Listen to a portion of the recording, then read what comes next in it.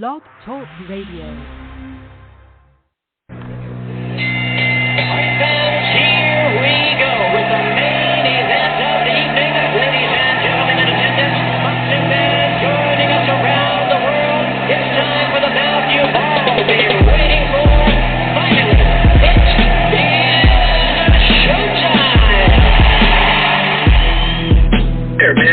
Dedicate our life to this sport. We do thousands of sit-ups in camp. We run hundreds of miles, for the ones that take it serious.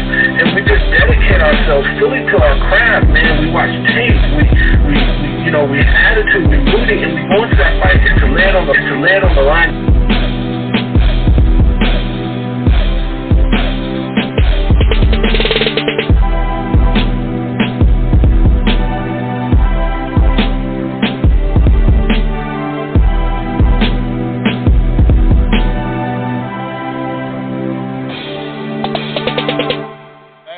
Boxing fans, this is the Rope-A-Dope Radio Podcast. I am your host, Chris Carlson. We are live on a Tuesday night. Hope everybody's doing okay. I know I am. We got a lot to discuss inside the ring from last weekend, and also we got a fight coming up this weekend from Texas, Canelo versus Billy Joe Saunders, and we got some outside of the ring distractions, to put it lightly. Let's just put it that way. Obviously, like I said, we got a lot to discuss from the weekend. Andy Ruiz and Arreola got it in. It was a closer fight than many. Well, closer maybe not on the scorecards, but competitive within the rounds, and especially the first couple. I mean, when Arreola dropped him, and even in the third round, when he almost dropped them again, it was pretty wild. And, Ruiz actually didn't look that bad in round one. And then it looked pretty shaky. But Ruiz, managed to pull away to win, cleanly. We'll talk about some of the performances by both Ramoses, Abel and Zeus. Sebastian Fondura was in a fun firefight, go figure. We'll talk about some stuff overseas. Shouts out to the UK fans, Chisora and Parker, Taylor and Jonas. Sonny Edwards put in a very quality performance, I'd have to say. But overall, it was a pretty fun weekend. A lot of action. Arislandi Lara scored a quick little knockout. It's been 3 fights now since he went back-to-back with Jared Hurd and Brian Castano. So I'd say it is time, whether that's at 154, whether that's at 160, it's time to step back up, for some competition. Obviously, the outside the ring stuff, Billy Joe Saunders' team right now, actually all since yesterday, really, but especially today as well, just saying some silly stuff about the ring. All of a sudden, a 20-by-20 ring is an amateur ring. There's just no reason to fight in that type of ring, as if there's some kind of huge advantage in a 20-by-20. He's talking about 20, 22, or 24. I mean, that's ridiculous. So we'll get into that a little bit. We'll also talk some current fight news. Of course, we got our boxing Twitter segment that we normally end with. And then a couple other items, too. I mean, Terrence Crawford, Bob Arum was talking about he's back in September. We got to wait till September? That kind of tells you that's probably his last fight with Top Rank, at least in the foreseeable future. I hope, anyway, to be honest with you. I hope he at least tries to go free agency, or at least sits down with Al and, see what they can put together. But that's just kind of crazy. I suppose he doesn't want to, maybe he only owes him 1 fight, but he probably doesn't want to have 2 fights and possibly lose money if it's not a big fight. So there is some other items out there that we'll discuss, no doubt about it, but kind of off top, the whole ring thing is just ridiculous. You can sit there and say, the tainted meat thing if you want. That's fine. I get it. I don't know how much talk they can do over there, though, on the Saunders side, because they popped for something that was in a quote-unquote inhaler that could be seen as weird. Both of them were more minor on that scale. And I know a lot of people will say, no, the tainted meat, dude, that's a thing. You're right, it is a thing. But what else is a thing is, the ranchers do put that stuff in the beef. Now, it was his mistake if that's actually what happened. It was his mistake. You could say he kind of paid for it. And nowadays, at least he did get suspended. But, clearly most people don't really get punished fully like they probably should. But, the NFL, other leagues that when they have games in Mexico, they literally tell the players not to eat the meat. So it is a real thing.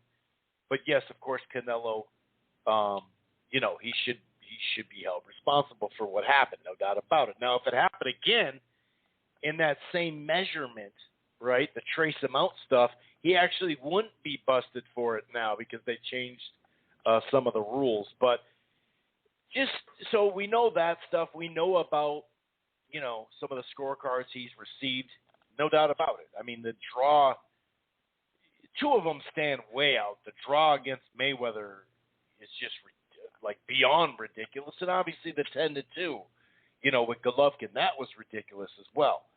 But so that we get it. He's an A-side. He's the biggest name in boxing, especially over here. As far as active boxers fighting other boxers. I know Pacquiao is. They don't do as big a gates right now. Pacquiao's name is faded some, and obviously Mayweather's not actively fighting boxers, right? So here's the thing, though. So you can sit there and say all that stuff, and that's cool. I get it. That's fine. You can sit there and come up with conspiracies or real-life, scenarios that you can point to about Canelo and whatnot. But this whole ring thing is just ridiculous. And I know, over here, some people don't realize the state-by-state laws, meaning, the athletic commission state-by-state, can be different. So I've heard some folks say, 22, 24, even a 26, foot ring. If you do kickboxing or something, some kind of combat sport that isn't going to go to the ground, sure, there is bigger rings and whatnot. But, I've now heard and kind of reminded, and I think this is true. I say I think because I don't positively know 100%, but I do remember a 22 by 22 ring in Saudi Arabia for the Anthony Joshua Andy Ruiz rematch. Don't quote me 100% on that. I did see people saying it. Of course, that's in a different country. But over here, when it comes to, we all know the fight capital for now anyway, whatever happens in the future. But the fight capital is Las Vegas, like it or not, right? And I know this is in Texas, but 20 by 20 is super standard. Do you see the 18 by 18 at times? I think they just did it for a top rank show because I remember them saying, hey, it's 18 by 18. It happens. That is correct. Club shows, it can happen. Billy Joe Saunders' dad was saying, that's an amateur ring, 16 to 18. But then he started blending 18 and 20 together. And then by the end of the interview, or at least his end of his rant, right, he was talking about 20. There's no way we can fight the 20 by 20, as if that's like trying to get over. And that's where it's just ridiculous. It's completely ridiculous to say a 20 by 20 ring is an amateur small ring. That's completely nonsense. Now, I'll say this. First of all, the whole contract thing, 22 by 22, I'd like to see proof of that being in the contract. But not even that. I'll just say this, okay? So UK fight fans out there, Billy Joe Saunders fight fans, whatever, don't think I'm just being biased here. Listen, if in fact we've heard one side of it really. So, there's always three sides to a story, right? And I want to hear the other side so I can kind of come up with possibly a third side in there in a sense.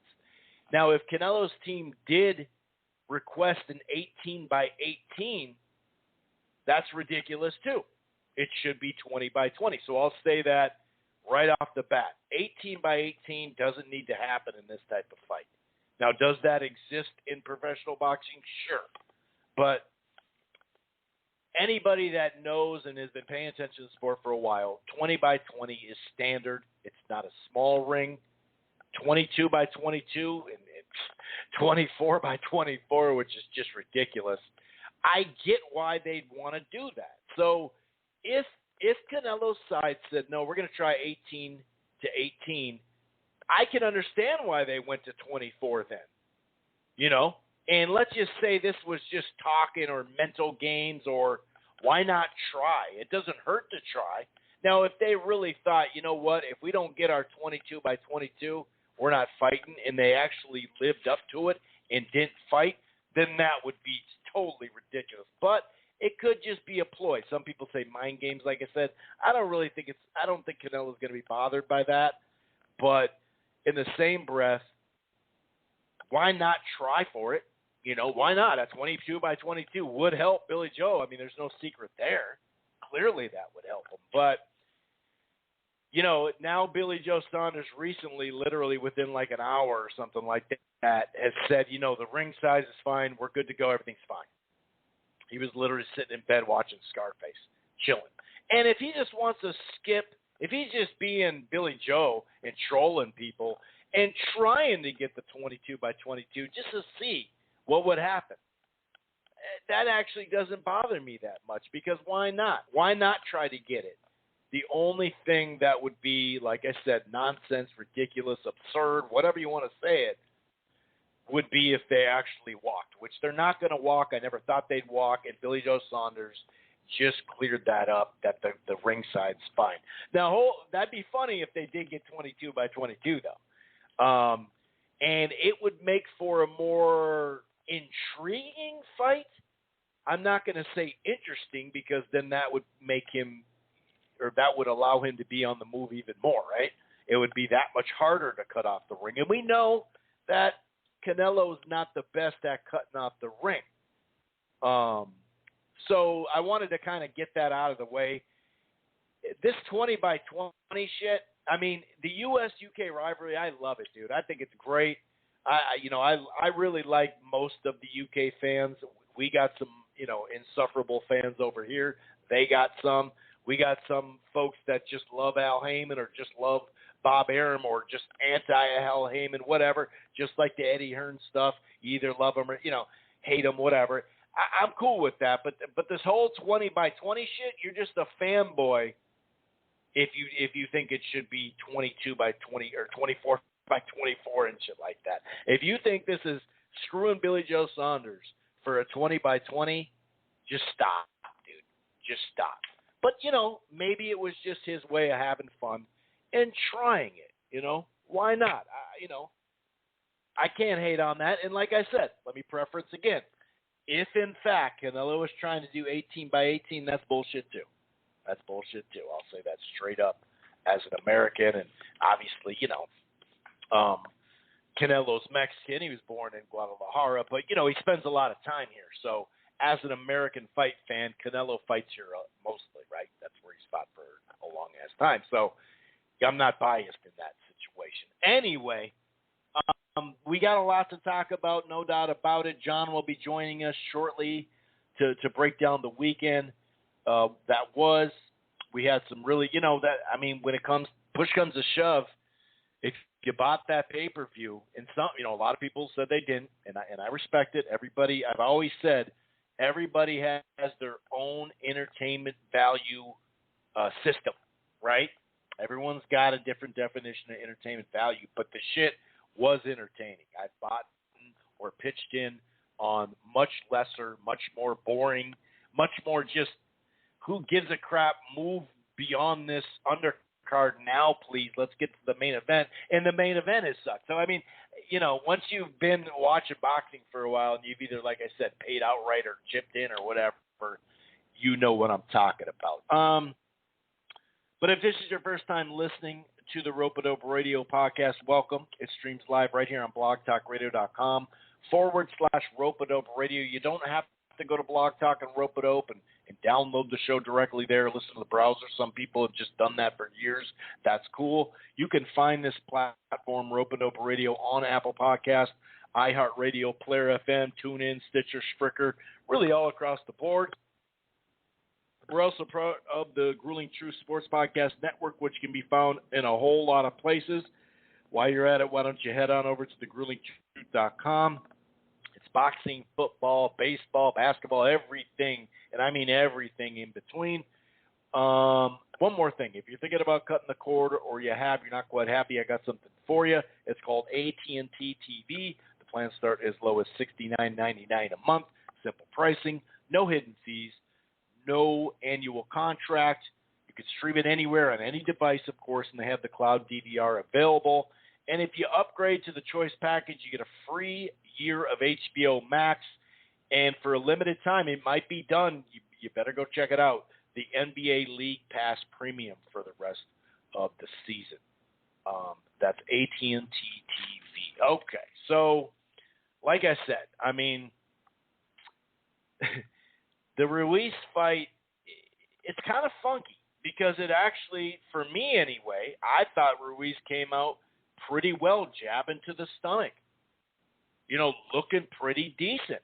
There was like a nice right hand by Areola, but I had him win in the first round, and I thought I didn't see all this rust right away. I thought, that's a pretty decent first round. Ruiz does like the exchange. He does like the brawl. At times he's put on flat performances as we've known, throughout his career. But for him to be just like super fundamental out of nowhere with one good long camp with Eddie Reynoso, I think it's really probably asking too much from him. But you could kind of tell whether it was rust, whether it was, like he said, trying to find his distance, whether he was just trying to put on a show for the crowd. And by the way, it was under 4,000. It was like 3,900 or whatever. I think they sold all the tickets. I mean, that place was nuts. And not just in the crowd with the fights, right? But, I mean, it was loud for only 4,000 people. That's what's funny about, like, let's say the Minneapolis Armory, which will be like 3,500, sometimes over 4,000, but you're so close that it seems louder on television. And that did help the setup of this stadium. As we know, there's really not a bad seat in it, even when it is not full capacity, because you're not spread out in some large arena or, even worse, some huge stadium. Now, I get the stadium feel because you get the big screen and you pay $50 to get in. Who cares? You know what I mean? It's more of an atmosphere thing. So I'm not ripping that. At some point, I'm probably going to go to a stadium fight if they keep happening because it's fun. But that they were off the chain. Areola, that hard right hand, it was kind of on the side or the top of the head, dropped him. And it didn't look like Ruiz actually was all that hurt in that moment. He kind of got dropped and was like, oh, you got me, okay. But it was what he did after that was like, it kind of seemed like he was just almost squared up a little bit, kind of caught off balance, had his left hand down, the whole nine. Now, Areola, got, the better of the shots in the exchanges. More right hands and left hands. I mean, he was doing some damage. I did think Ruiz hit him with some pretty good shots there. But to go back in the third round and then more hard shots, again in the exchange, he nearly drops again. I'd say stumble, but that's ridiculous. I mean, he definitely, his legs almost gave way again. But Ruiz in that round managed to start applying some pressure. And I'm not saying he stole the round, but he did actually land some pretty flush shots. I think it was a right hand late, last maybe 30 seconds, that landed pretty well, I thought. And then basically after the fourth round, you started to see that jab come back, started seeing more body shots, and just a clean punching, Areola would still get his jab going and land right hands and whatnot, but that jab to the stomach, The left hooks, the combination, the jab in general, and the left hook cleaning up a lot of combos. That was a key thing and is a key thing, obviously, for Ruiz. But I really thought he pretty much took over the fight after that. There were some close rounds, some tight rounds. The 10th round was close. But, yeah, either the jab right hand, some movement. He started, turning him a little bit and being a little smarter and working to the body and head. And he just started to, outland him. He outlanded him, outworked him, landed at a higher percentage. And, the two scorecards, 118, 109, and then one was 117, 111. 9-3, 8-4, maybe. I'm good with that. But, yeah, 10-2, I think you could probably give him one more round and make it 9-3. I think that's fair. 8-4 is probably stretching it. But this was a clear win that had a really fun first back and forth, just crazy exchange type rounds. So it definitely lived up to a brawl. In fact, had this fight just flipped around and you start with a 12 and worked your way back, could you imagine if the last 3 rounds were that? People would be like, dude, this is all, and that's sometimes how it works. But I thought Ruiz calmed down a little bit. Like I said, I didn't think he'd be some finished, polished product here. Not only that, but when you lose so much weight, and I know both these guys look great. Arreola looked phenomenal weight-wise and had one of his better performances as a pro on the top level anyway. And for me, when you lose all that weight, especially at these bigger weight classes, remember Chris Bird, up, down, all around. He looked great. You're like, man, you're looking good. But then all of a sudden he's chinny. You know what I mean? Like, so Ruiz, you could see it with Tyson Fury. When he's always going to have a little extra skin on him, right? He's not going to look phenomenal or whatever. But it took him a while to grind it out to where he just tightened up his body more. And that's obviously what Ruiz needs to do. But sometimes taking all that weight off, even if you're in great shape, can affect you kind of majorly. So where do we go next? Luis Ortiz is where I'd like to go. If they want to go right to Wilder, cool. I think Wilder's going to probably get a fight this summer. So maybe he can wait around a little bit and then fight, in the fall or winter more than likely. But I wouldn't mind, the Luis Ortiz. I think that'd be a really good fight. In fact, Luis Ortiz's manager talked about how, they've been told that that's probably their fight. They can get that fight. So, and it kind of made sense because as we know, we spoke about this a couple times over, a time period anyway. It sounded like, and Ortiz did fight last November on Fox, that this was supposed to be either pay-per-view or on Fox, whatever. And then they were going to meet. Then they were going to meet and fight. So this should have been Ortiz, basically, this weekend. But, for whatever reason, Andy wasn't ready to go in November. I think we know why. But this is what this was actually Jake Donovan talking about, Luis Ortiz, the headline here to watch Ruiz Arreola. Looking forward to the winner. Jake's been doing a great job with the Felix Verdejo. Just unbelievable alleged story here about a murder. It's just crazy. But he said, his manager said, I'm excited to see the winner of tonight's fight. I have been assured that the winner is next for Ortiz. I would love nothing more than proving I'm the best Latin heavyweight in the business, is what Ortiz said to. That's Jake Donovan on the boxing scene.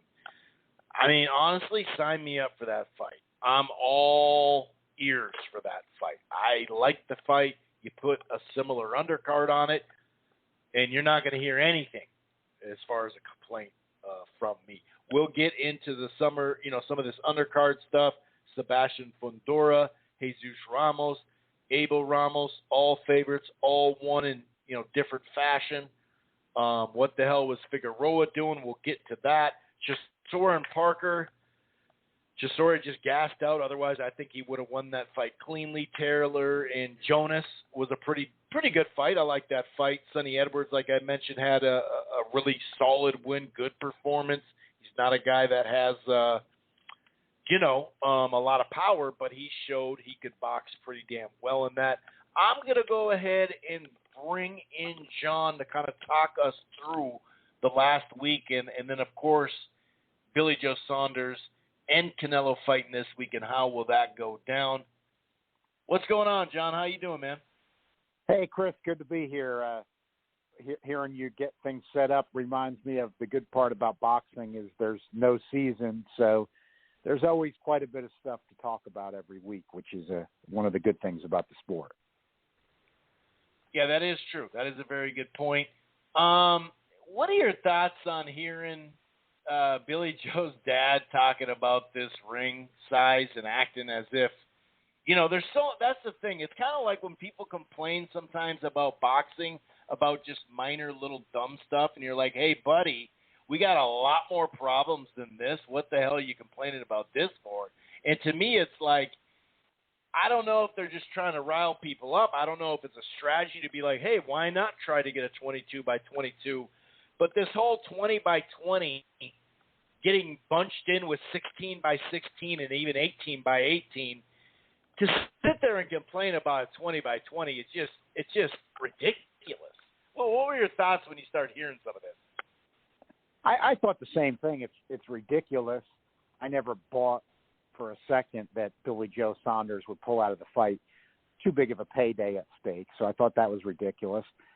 Saw a couple interesting points on Twitter that I kind of agree with. I think Hearn is kind of, I wouldn't say quietly, of course, because he's a promoter. It's his job to be the opposite of quietly. But I would say persistently is, working his way in with the U.S. with the DAZN deal where they own 40% of Matchroom USA.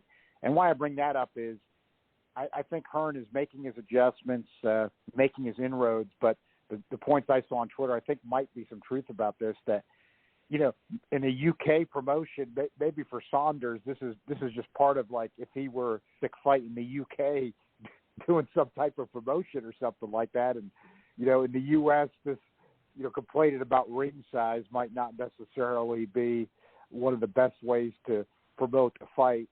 Maybe there's a little bit of a disconnect there. That's one possibility, because I just never thought that there was any true threat that he would pull out. One thing I think, then I'm with you. I thought then some people that are maybe even taking this a little too seriously, saying, well, these are the problems with boxing.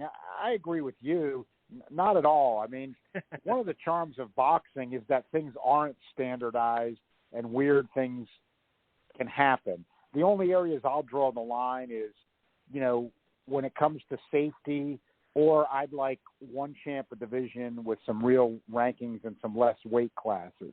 But with that understood, I think the chaos can be different and is one of the good things that separates it from the NFL, where, like you heard for good reason years back when they started calling it the no fun league, or right, NBA where they start standardizing everything, and MLB where they're starting to tinker with these new standardizations and things like that. I mean, in boxing, the quirkiness is part of the attraction, and I think it even could have appeal, even though it's been a sport around a long time, to some younger generation. Some stats are showing there are some younger people watching, contrary to your belief.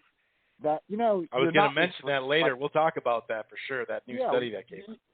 Yeah, you're not restricted like the NFL where there's a rule about everything and you've got celebration rules and all kinds of other stuff. Why I tie this in the ring size is because that is the, quirky thing about boxing. You have the legendary stories, of course, where, somebody's got to go over to, Germany to fight, or it could be other countries. And of course, for, foreigners coming over to the U.S., it's the same perspective for them. And these kind of become these stories. And like you've talked about, judging with scorecards and things like that. I mean, whatever judges do, it doesn't really affect what fights we see. So it's all kind of part of the lore and part of the, quirkiness of boxing and the subjectivity of things. So I don't think those things are bad. I think it's what makes boxing unique. It's just when you get to the alphabet organizations and too many champions, too many weight classes, or a safety issue, that's where I think you got to draw the line. But I think on these other things, it can just be part of the boxing charm. But I never seriously thought Saunders would pull out. Too big of a payday at stake.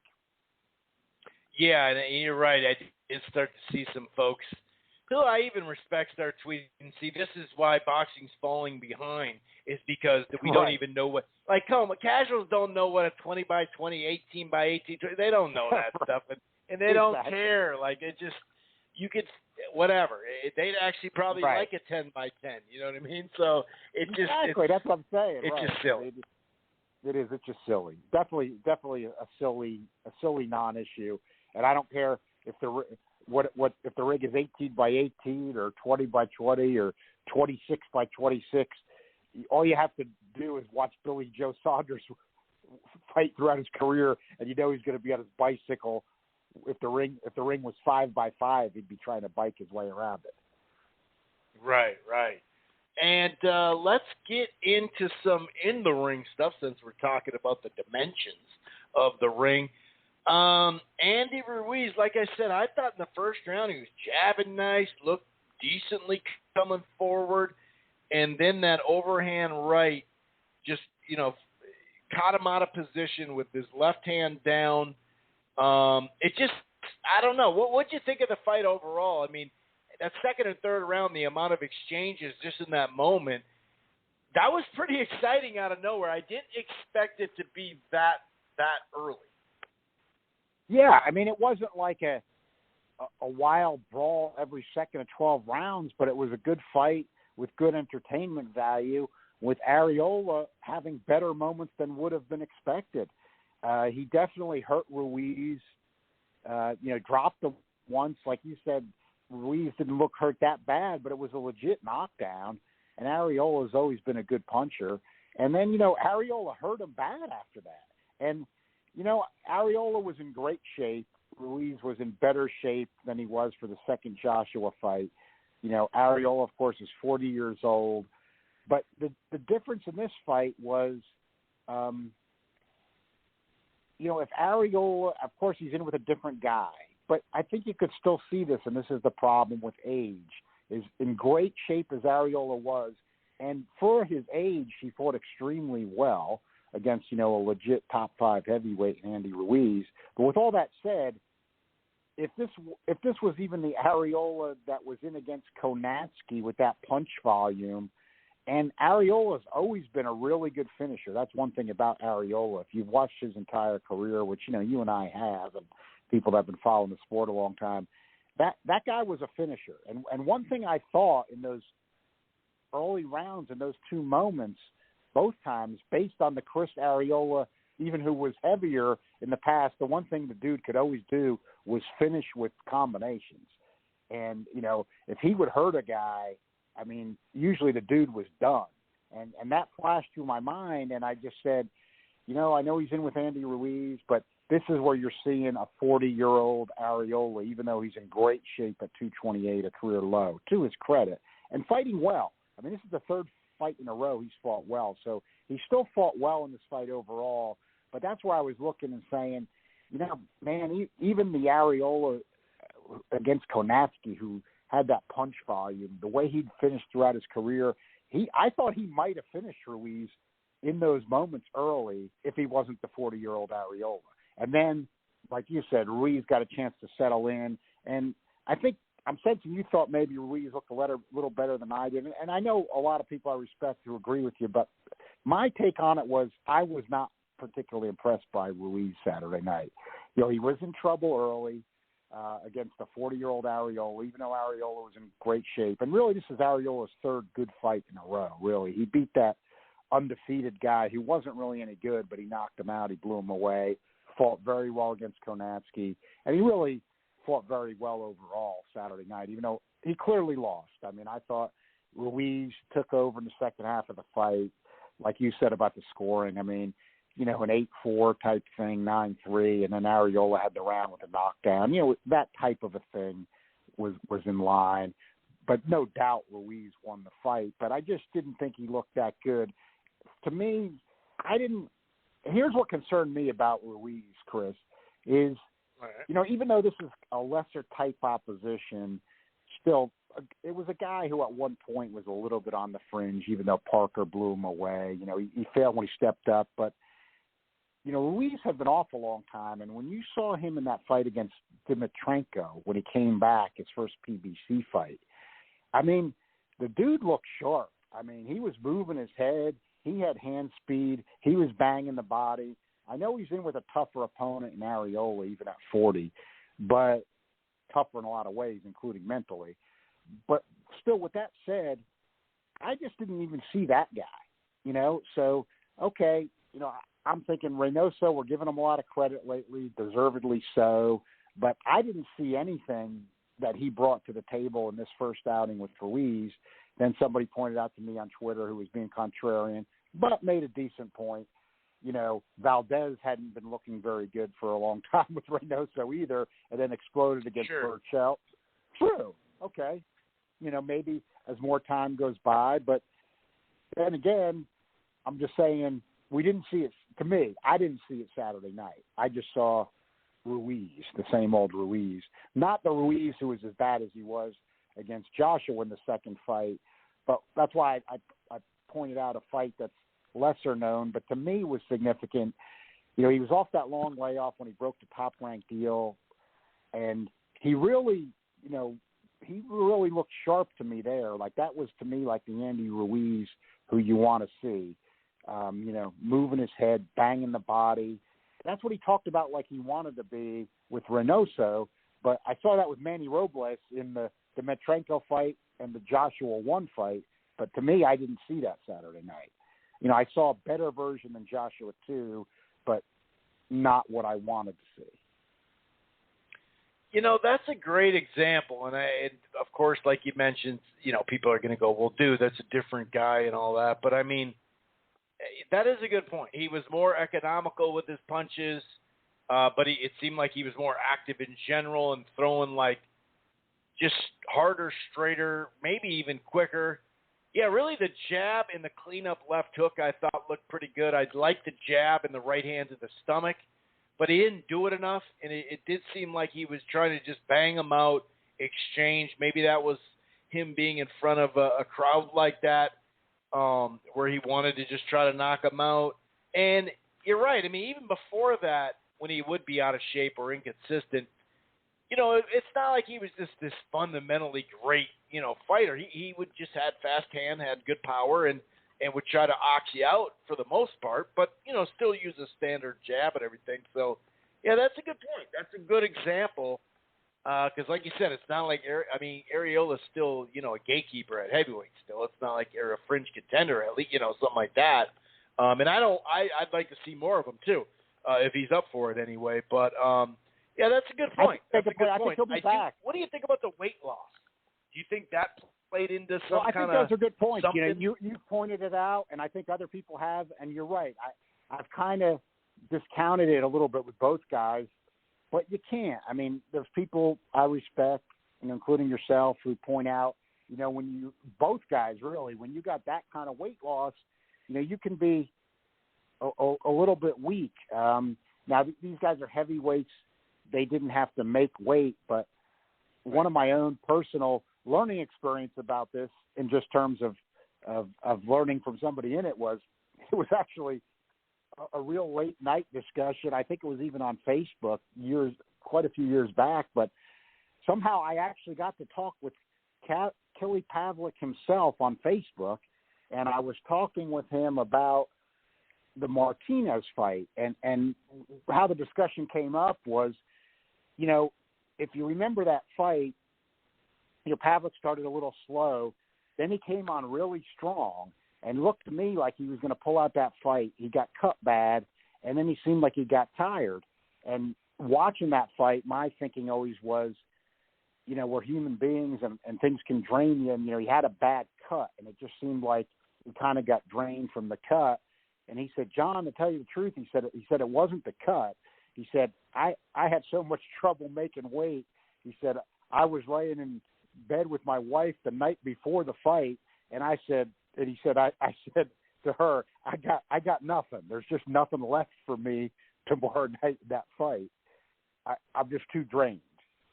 And, right. That's at middleweight. It's not he had to make weight, and it's not heavy weight. But these are guys off of big weight losses, and people who've been in the game a long time, they do look at that like you can just sometimes lose a little too much. I mean, both of these guys had lost a lot of weight. I mean, Arreola did not have. I mean, he's 40, so you got to look at that with him. But yeah, he was not able to finish like he was against Konatsky, even though he clearly lost that fight as well. But it was a great fight. And Ruiz did finish. He finished more strongly, but he had lost a lot of weight as well. But Ruiz has actually even been a little bit lower for fights, so he was not at like a career low, but he was way down from that second Joshua debacle. So could be a factor, and we'll see. But I mean, Andy Ruiz is clearly top 10. There's no doubt about it, and there's a lot of guys he's got the potential to beat. But I myself was looking for a little bit more. I just think against the 40-year-old Arreola, like you pointed out, he's kind of somewhere between fringe contender and gatekeeper. But I did want to jump in before. I always worry about these guys' health at this point, but it is ultimately their decision. But I do have to say, with the money out there, especially at heavyweight, Chris Arreola, even at 40, he has done enough in his last 3 fights, including this one last Saturday against Ruiz, that, how really, with the money out there at heavyweight, is he not going to continue? I mean, he's going to continue. So, he's got to get that shoulder, whatever was going on there, taken care of, which you're going to have that more orthopedically when you get into your 40s. But you got to figure he'll be back, and somebody else we'll probably mention when we go over last week's action. It's the same kind of thing with Derek Chisora at 37. I mean, the guy's doing enough. He's fringe to gatekeeper, but with the money at heavyweight, he's competitive. He's already said he's going to continue, but I think Arreola will come to the same conclusion. Yeah, and I remember him saying after that Koznowski fight that, if I lose this fight, I'm going to retire. But when you watch the fight, you're like, dude, I mean, if you're up for it, you probably shouldn't, because, this is that you performed really well. And he didn't have to, obviously he's had weight issues. We all know that. But this time he didn't have to lose a lot of weight, because you could already see he was kind of in shape. You saw him even, 9 months ago in interviews. You'd see him be like, wow. So he's just hanging around a gym. He's staying active somewhat, whereas Ruiz literally had to drop a bunch of weight. So we'll see. What do you think of a fight with him and Luis Ortiz? Or do you think he should just try to get the Wilder fight, at the end of the year, and just go for the big fight just in case Ortiz does catch him? How do you see what do you think there? I agree with people that Ruiz Wilder would be a good sell, but I feel like Wilder's got to, he's got that arbitration clause in his contract for the Fury fights. I need to see how that plays out. For me, I need closure that he's not going to be fighting Fury again, because if that's not closed, you hate for this, but it's just the way boxing works a lot of time nowadays. That's where, if you're Wilder and you're looking at that third Fury fight, or maybe if there is a settlement to that arbitration deal where he gets the winner of Joshua Fury or something like that. Right. Then really, is he going to fight Andy Ruiz, or would he be when you hear Charles Martin's name come up, that could be a reality. If it was that type of situation, and Wilder needs to, stay active and buy some time, because he's been out for a while now. But then you have another scenario, which I think people are looking at, and I don't need the alphabet thing. I know you don't. Why some fans do, I don't get it. But I just say this because boxing is comical like that. I'm sure if they decided they were going to go right to Wilder Ruiz, they could pull some belt out of somewhere. The WBA regular could be stripped, or the WBC interim, or and then some fans care about the mental sweep. No, but you know damn well that they could come up with something, and the alphabets don't care as long as they get a check. So, I mean, it'll be something. I don't need that. You don't need that, but for some odd reason, some people do. But then getting back to Ortiz, Ruiz, it would seem to be a likely scenario. I mean, at this point, Luis Ortiz performed well in both Wilder fights, so these people that detract from him, you can't forget that. I mean, he came close in different ways to winning both fights, very close. So he's shown that, so you can't detract. But what I do have to agree with some of the detractors on, even considering there's no proof that he's older than he says he is, like people make out. There's no proof of that. So, but we do know, even by his own account, he's in his 40s. What I'm getting to is he's got to fight somebody. I mean, it's even if he's in his 40s, he's got to fight somebody. I mean, he can't just keep hanging around and not fight anybody except for Wilder. That's the key. Yeah, he's got to fight. So for him, even though it might be tough, risky, so to speak, I need to see him fight somebody. And for Andy Ruiz, next step after Areola, it'd be okay, except he's fighting another guy in his 40s. But you would think at this point, outside of getting stopped by Wilder those two times, which, those were brutal KOs, but Ortiz hasn't taken any other punishment.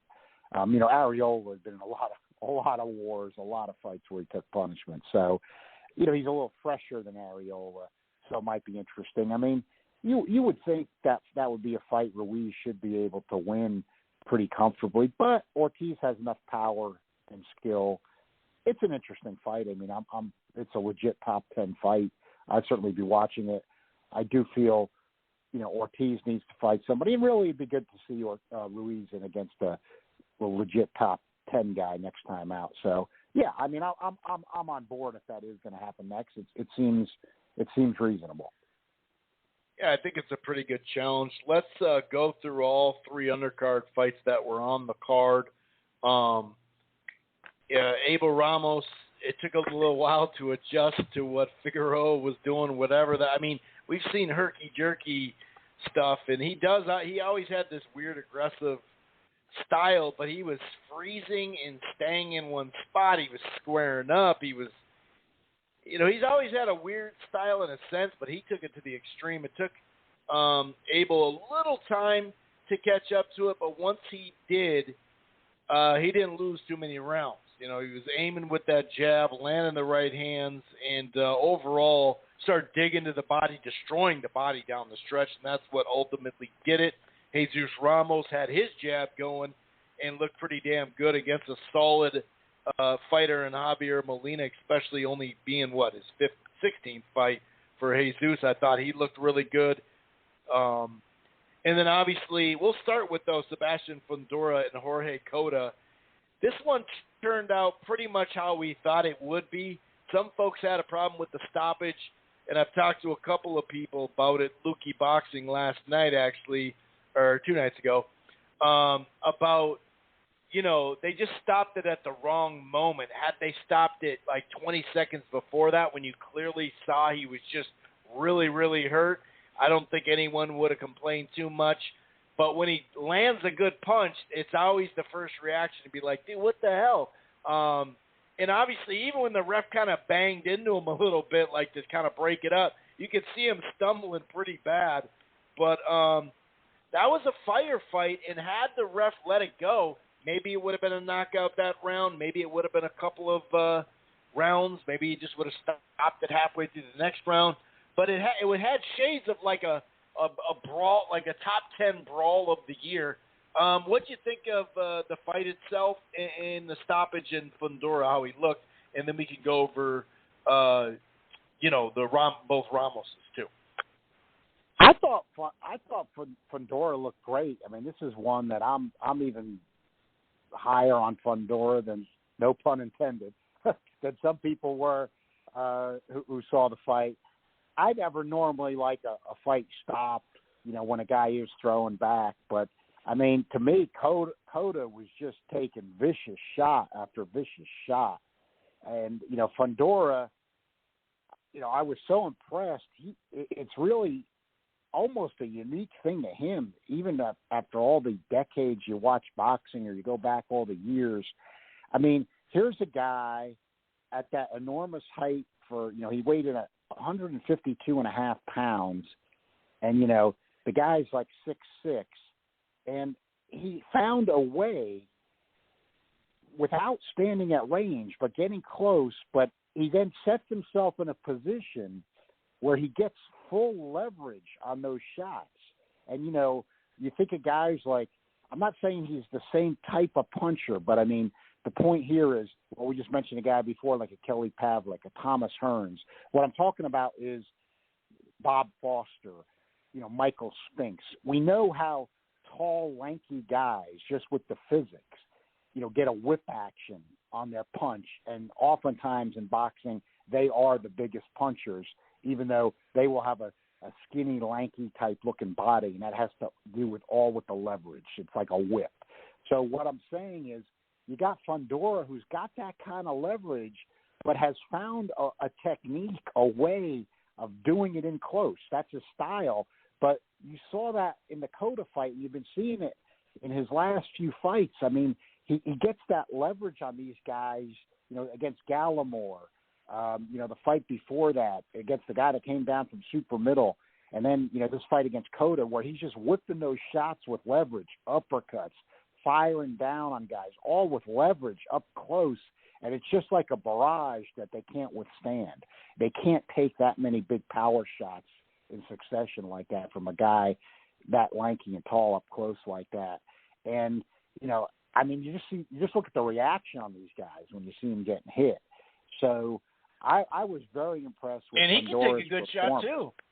Yeah, Cota's a puncher. That's the thing also is, there's been some debate about opposition. Of course, he's working his way up. But, one thing about Gallimore and Cota, they may be limited, but these are guys that can crack. I mean, this is not like he's going in with feather-fisted guys. They may have their limitations, but these guys can bang, and Gallimore's always had a chin. Fondura was the first guy to stop him. Now, Cota's been stopped early a couple of times by, upper-level competition in Charlo and Lubin, but he can punch, and Gallimore can punch, and Fondura walked through that fire, was never in trouble or anything like that. He had the draw with Jamonte Clark, but that's a style type thing where Clark's a boxer who's tall. He's 6'1.5" at junior middle. So, he's a tall guy. That's a little bit of an aberration to me there where I'm not worried about it. It was just happened to be a very tall boxer. How many very tall boxers is Fondura going to run into at 154 pounds? Hardly any. So I thought it was a very impressive performance. I think, he's a threat, really, outside of, Charlo with his power, he may be a cut above, and Castaño's looked very good too, but Castaño's not physically big. I think Fondura is going to be a threat to everyone pretty much outside of, maybe Charlo.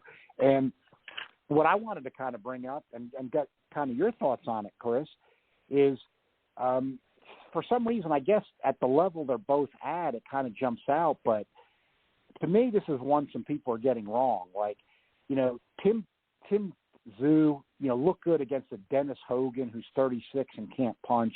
A Jeff Horn, who got taken out by Zarafa, one fight before that. Really, got a gift against, he was out on his feet in the 9th round. He went the distance, but he got a gift. I know maybe Gallimore and Cota aren't, Marvin Hagler and Thomas Hearns, but, I don't see how a Tim Tszyu, and it's all going to be theoretical because I think they're going to just try to make money off of Tim Tszyu in Australia. But I guess what I want to kind of get into the discussion and get your thoughts is, to me, I can't imagine a Tim Tszyu handling a Fondura. I mean, I just think Fondura would steamroll him.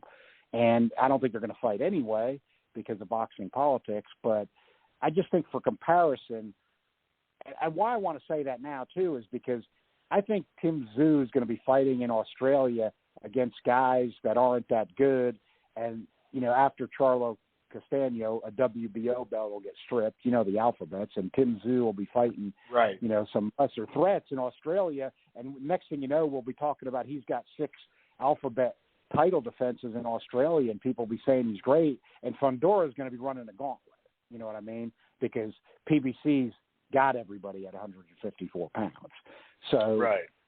And I think he'll be able to do it, but I mean, he's going to be in some wars running the gauntlet. I think he's got the talent, like I said, except, you got Charlo out there, but I think everybody else, he's going to have and maybe even Charlo at some point, but I'm not going to say that yet. But I mean, I think the other guys, he's going to have a crack at in the near future and the crack at beating him. But I don't think Tim Tszyu is going to be running that kind of gauntlet in Australia. Yeah, I could definitely see that, especially how young he is. I think it's a very competitive fight, though. I don't think Fondura just runs him over, personally. But I could see that exact scenario turning out, like you said, especially the WBO. I guess we could throw in the WBA as well, but I think they got the second guy in there anyway, so with Lara. So, yeah, I could see that where you just stacking up the pretty good wins or whatever, and they talk about, until they can get it full blown and the travel's okay, they do have maybe some sizable money over there, but it's just talk right now. But yeah, I could see him getting the belt on a second tier level and then getting several defenses before he fights someone, let's say in the top 5, because of that, the name recognition. He's going to start to draw some more crowds over there. So I could see that for sure. And Fondura, it sounds like he may be, lining up for the Lubin-Rosario fight, the winner of that, because that's possibly part of the title eliminator thing, to become a mandatory for that. And that would be cool because that way, I'm not just going to give Lubin the win over Rosario, as we know, but let's say that happened. Then it would be, because not a lot, people want to see him against a Rosario Lubin and against a Fondura and stuff like that before they see the Charlo fight again, just because of how that Charlo fight ended so quick, So, yeah, you're right. I think Fondura, I love the way he's been matched. They haven't been babying him. He had a draw, and they kept going. And, his style, can someone catch up to it? It's a strange style because of that reach, and he's not afraid to mix it up. He can get close. Maybe he'll get some Navarrete, uppercuts from a distance, even more like that. But, I remember, Clark at times even, Cota, and even a Minneapolis fighter, for the first, round and a half, had gotten all the way into his chest and hit him with clean shots and wasn't getting his clipped as much. Now, he ended up getting knocked out, and that's the thing with Fondura, right? But I love the way they're moving him. They're not babying him at all, and he's responding. He responded right here. But I think Hogan and Fondura, although I don't think it would happen, I see it maybe closer than you. I don't see him running him over or whatever, but I do like the way they're moving Fondura. But, yeah, that 5 or 6, defense overseas, that does make a lot of sense, especially, like I said, to reiterate that youth that they'll probably want to build up. Yeah, I think I kind of wanted to get that out of the way now because it's what I see coming, and I don't want to be saying it after the fact and then say, oh, you're having sour grapes because Tim Tszyu is getting these wins of his WBO belt, or right. I want to say it now because you see that coming. It's politics. It doesn't mean Tszyu personally is afraid or anything like that. I don't think the fighters are in these situations. It's just maximizing dollars and boxing politics and things like that. But I want to say it now because I think we could be heading for a scenario where we're going to see Tim Tszyu over there in an alternative universe for a while, and Fondura maybe, like you said, he might be going through the Lubin Rosario winner next, and a lot of the guys that are more talented that PBC's got available for him to fight, while Tszyu won't be doing that. He won't be taking that route. Yeah, that's for sure. And then both Ramos here, uncle and nephew. Omar Figueroa, I actually gave him the first round just because he was aggressive and landed punches, but that was about it. The third was close. I don't think that was about it. That was about it. But once Abel kind of got his jab, like, okay, where are you going, dude? Let me just, I can at least hit you with a jab. Then I think with, the hooks to the body with both hands seemed to come out. That right hand finally really started landing. What'd you think of Ramos, overall? I mean, the guy, talk about like just a solid resume. When you look at his resume, whatever, win, lose, or draw, it is very, very solid when you go down the stretch of names. But I thought he put it all together clearly against a guy that doesn't have much left of his career, and clearly those body shots caught up to him. That's why Diaz threw in the towel. But what'd you think of Abel Ramos? Where do you maybe want to see him go? And then Jesus Ramos was nice and sturdy, speaking of fundamentals too, but applied pressure as well against Javier Molina. Yeah, really good performance for Abel Ramos. The good thing about him is, and you don't see it that often, when a guy's more into his career, and sometimes it's a result of who they're fighting and not necessarily improvement. You got to make the separation. But I think in his case, he's a guy that really has gotten better.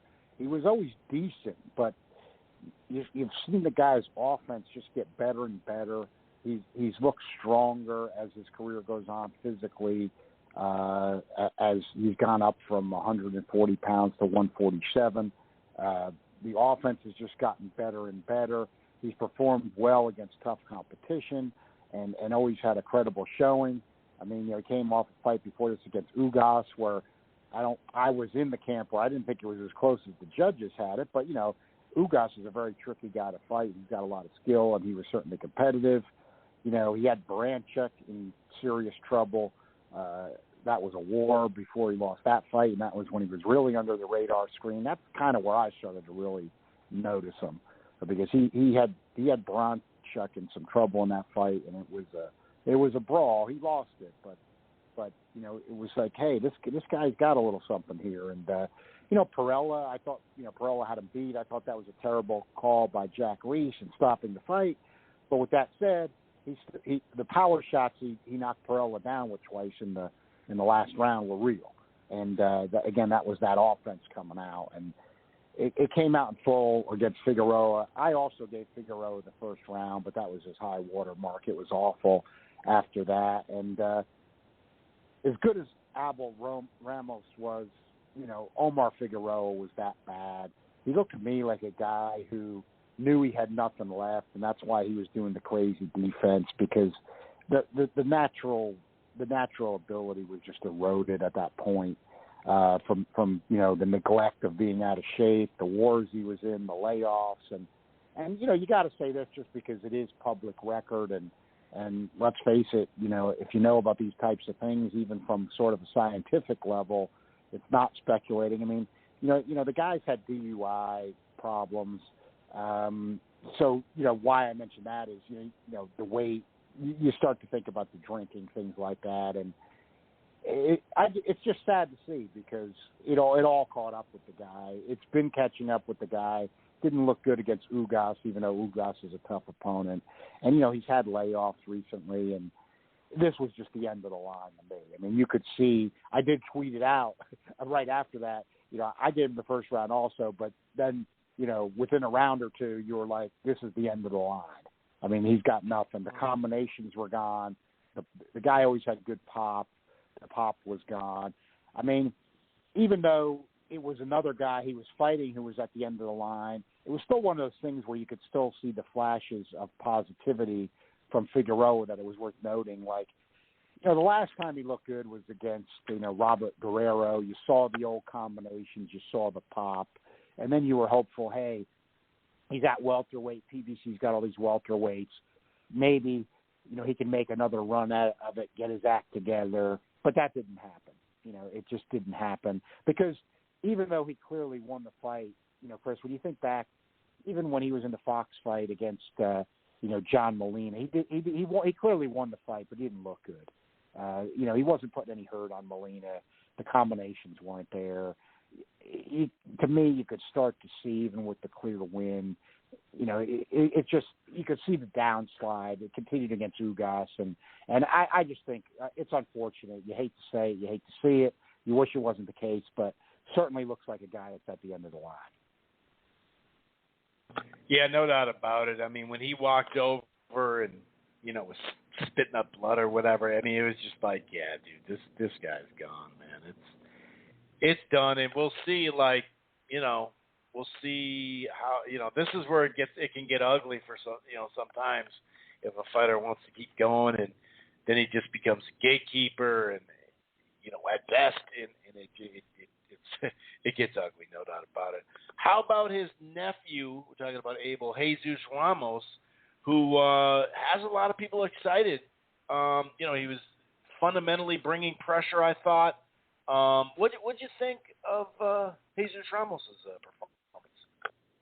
I thought it was good. I thought there was a scenario where it would play out like it was, because Javier Molina is so legitimately tricky and has very high amateur pedigree as a U.S. Olympian. Never really been in trouble in any fights. Very skilled, just doesn't have lost to good competition. Guys like Jamal James, Pedraza. So I saw this possible scenario. With that said, I had hoped for kind of an A+ scenario for Jesus Ramos. Nothing really to get critical about, but, I thought with the power advantage he had over Molina, even as tricky as Molina is, Molina, didn't hurt him and can't hurt him. I thought he kind of took his foot off the gas a little bit in the second half of the fight, more so than was necessary. He's 20 years old. It was a big step up legitimately against a very tricky guy. Frankly, the type of step up you don't see a lot of young fighters taking, because Molina had that pedigree and he's tricky and he hasn't been stopped before, still wasn't stopped, didn't get real badly hurt. So certainly a good win for Jesus Ramos. He's certainly on track. I had hoped for a little more, but you don't want to be overly critical. But I was a little bit slightly perplexed at why he took his foot off the gas during the second half of the fight.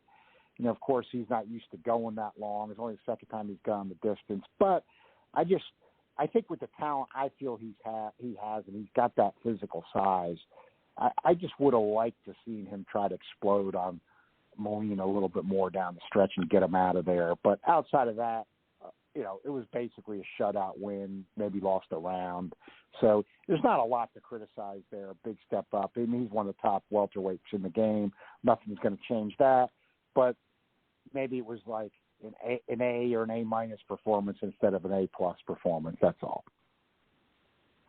Yeah, that's fair. I think that's fair, and that's part of being a young fighter at times, and maybe he'll look at that tape and realize that he could have let his hands go a little bit more. And because sometimes it's the opposite when they're young, right? They want to always let their hands go, and you're like, hey, dude, don't let your hands go just yet. You still got some work. You gotta wear them down. So yeah, that's I think you put that very well.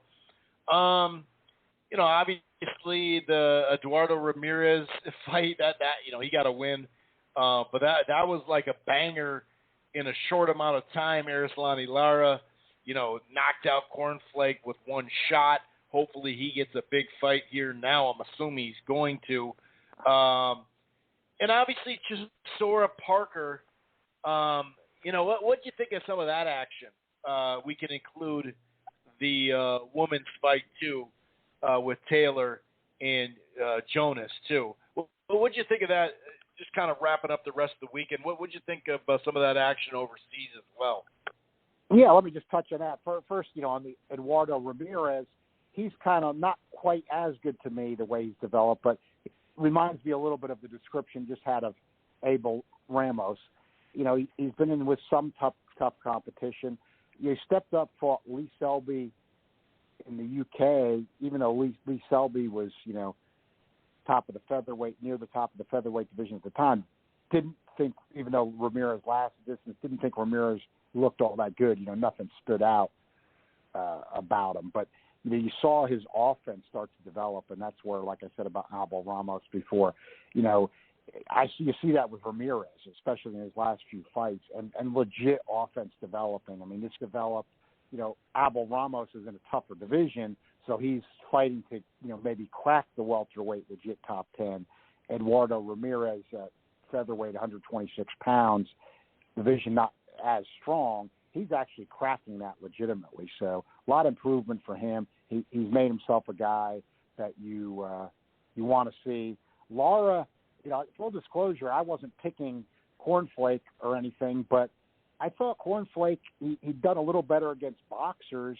Lara not normally being aggressive, I thought maybe Cornflake could hang around some rounds, use his height, use his boxing ability, even though Lara is extremely skilled.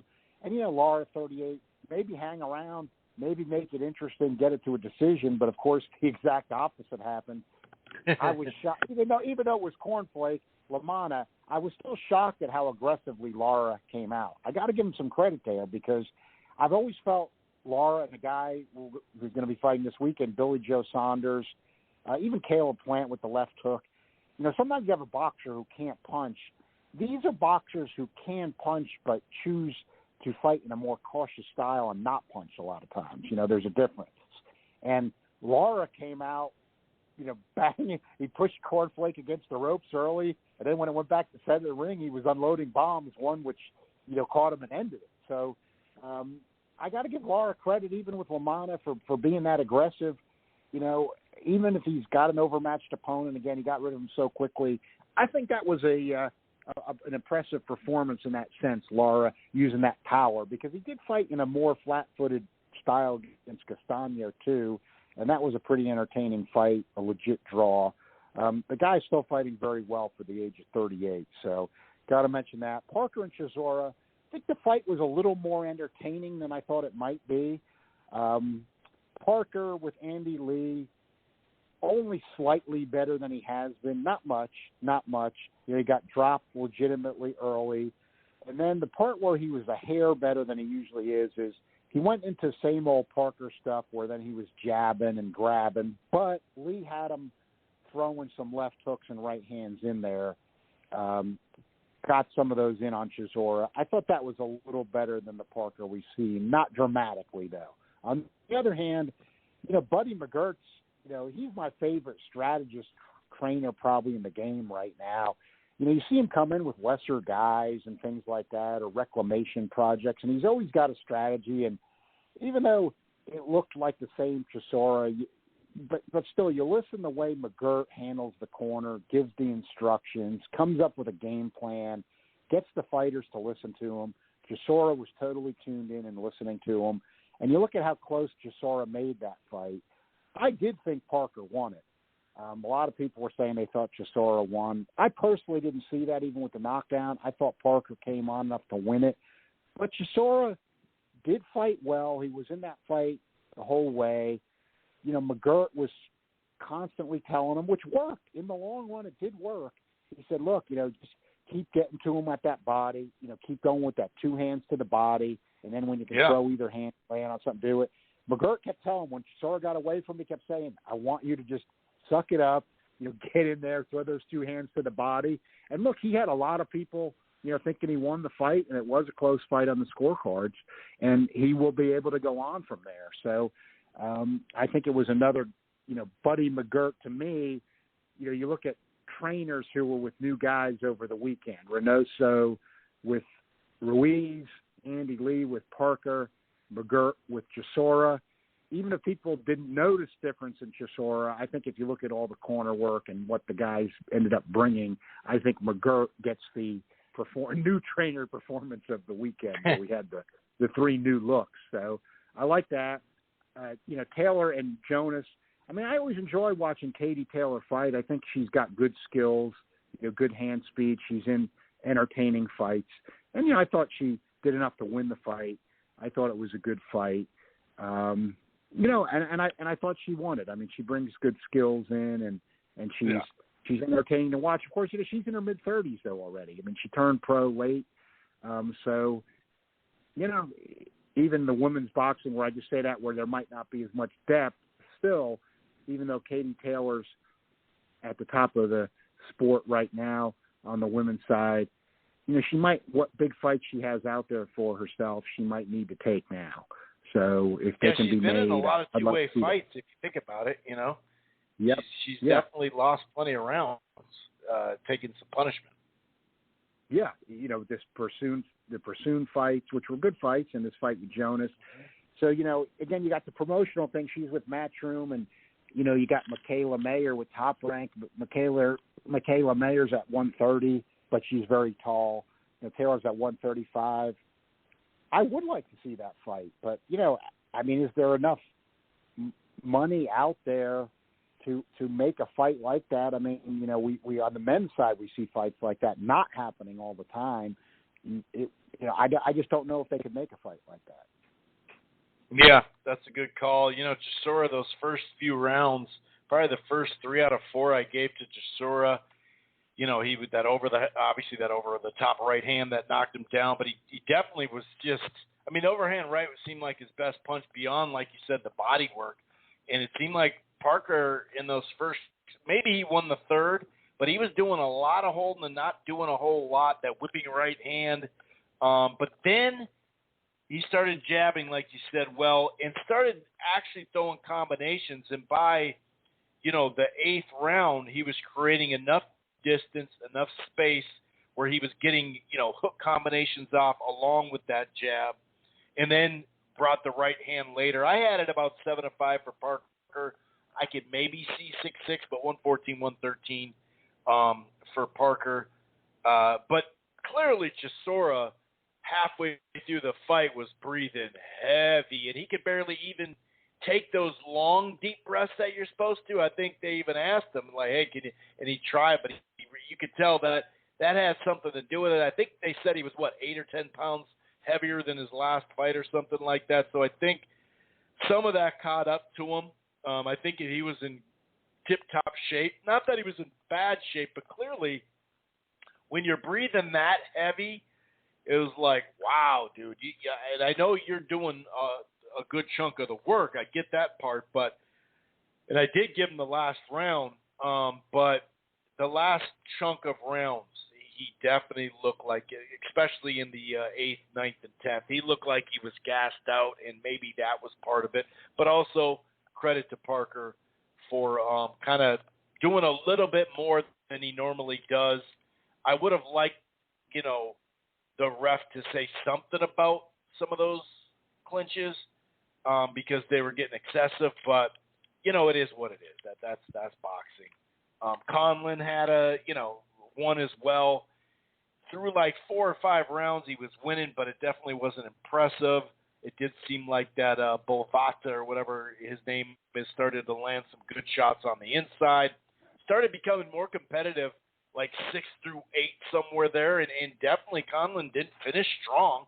That's for sure. He didn't finish the stronger of the two. He ended up winning 117, 112, 115, 114, and then there was a draw in there. Dimitri Bivol also won a clean decision for the most part. There was a 115, 114, 115, 113, but another 118, 110.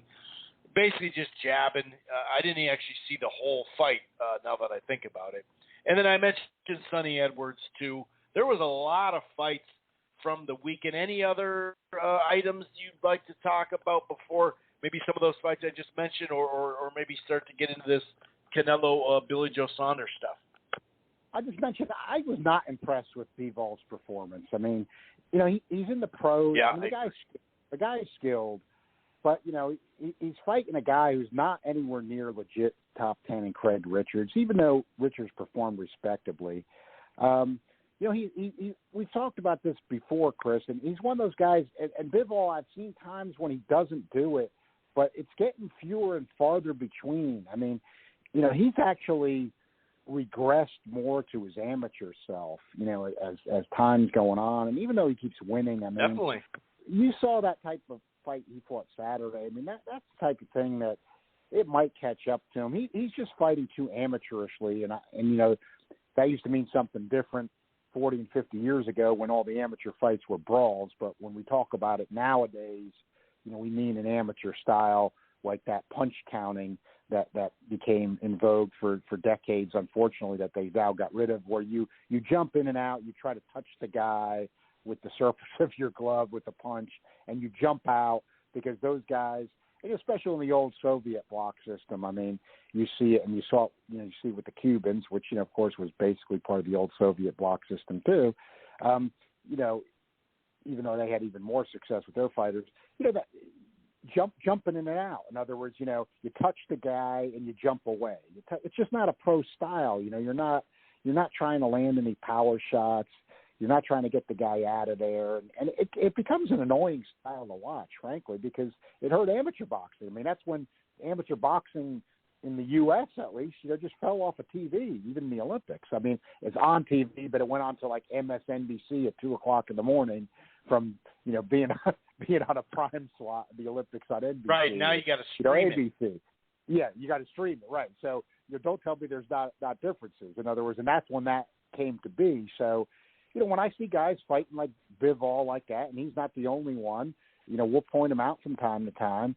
There were a few, some of the Americans fell victim to it. A lot of them that got them turning pro earlier and things like that. But again, just getting to the point, I did not like the performance. I mean, he clearly won the fight, I thought. But, Richards did come on strong. Some people are saying, no, he didn't. But, I'll tell you, at least those last 3 rounds, Bivol was fighting so amateurly, and Richards started gaining some confidence and throwing some power shots. He was taking those rounds. So, not a good performance to me from Bivol. And, for Sonny Edwards, a great performance in the sense, too many weight classes down there. Why I say that, not to take away from Sonny, but just that he's an unranked guy, beats a guy who, everybody had at the top of the flyweight division, just because, you got a 108, you got a 115, and these things get watered down. And you got to rank him too somewhere, right? Right. You got to rank him someplace.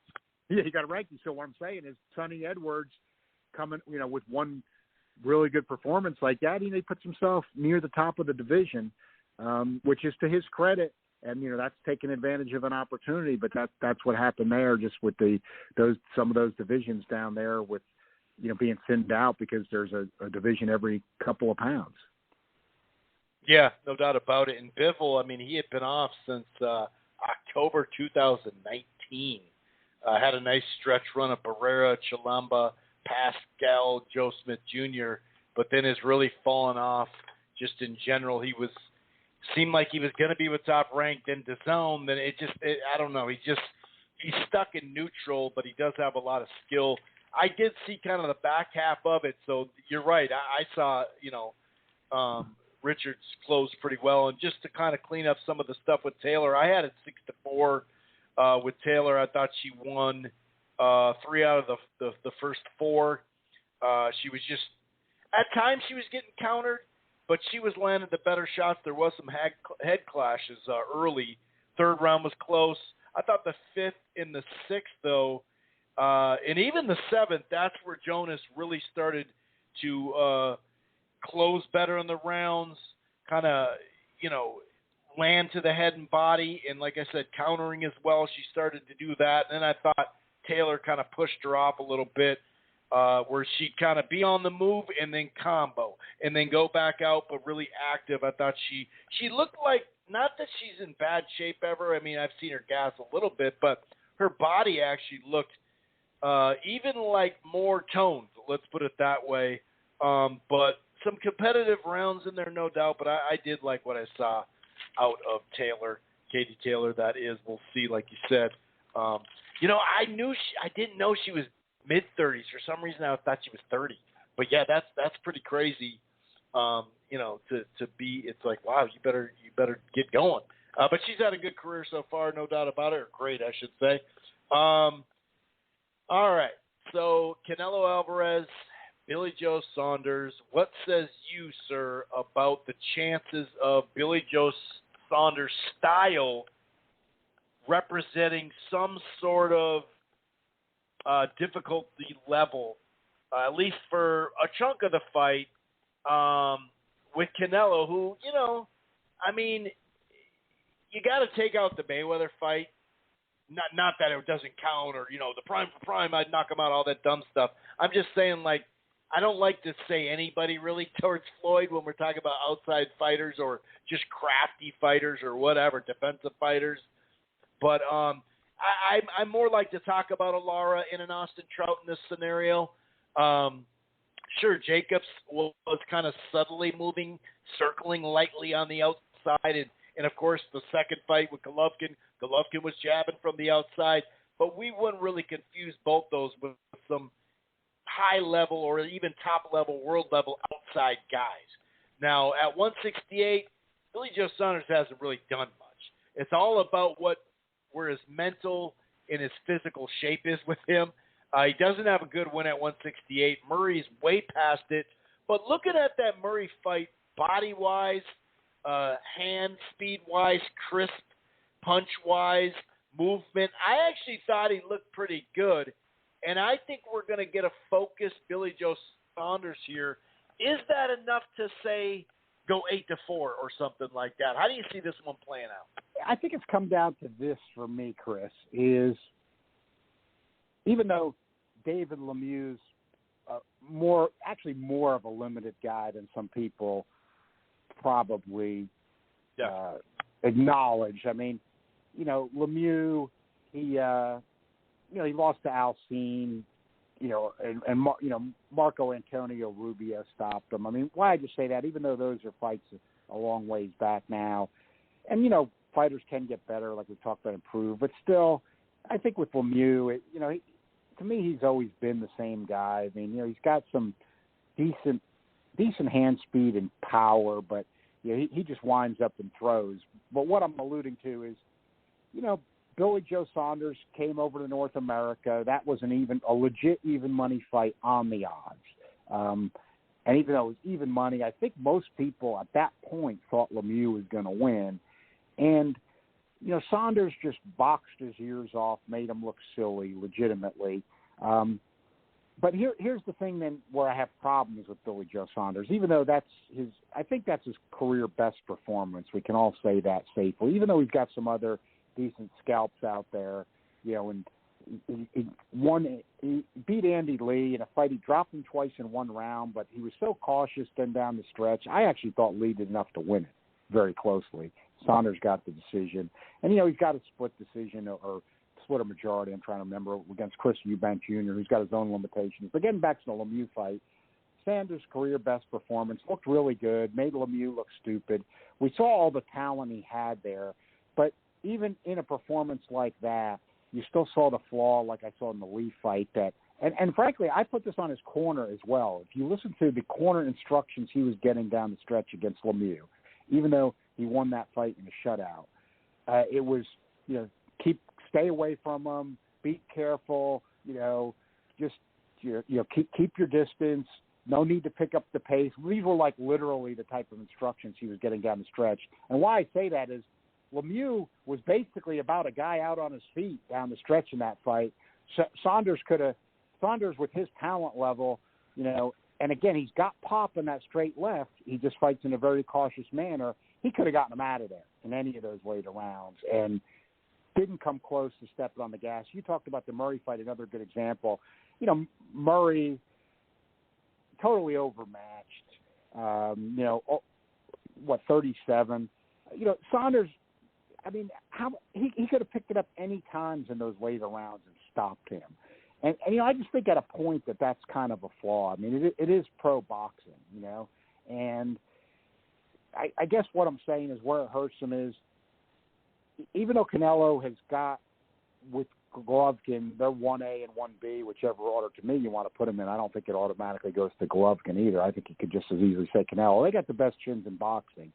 So I understand that, but I'm saying Saunders hits a little harder with that left hand than you think. I'm not saying he's going to hurt Canelo, but I'm just saying you're kind of at a disadvantage where this is a guy who, even if he hurt Canelo with a straight left hand, he's not going to do anything to try to finish him. I mean, it has to be a one-punch knockout, which that is not going to happen. So he, it's got to be a decision for him. So I take it this way: is if the Billy Joe Saunders who was there for Lemieux shows up Saturday night, he's capable of stinking out the joint and go in 12 with Canelo, where Canelo doesn't put much leather on him. And Canelo probably wins the fight legitimately on aggression, but a lot of people scream that Saunders, should have gotten the decision. Now, that's his best case scenario, I think. His worst case scenario is, I think, what you talked about, is the problem.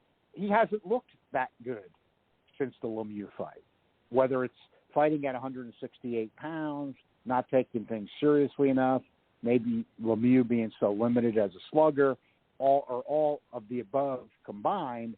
He just hasn't looked any good.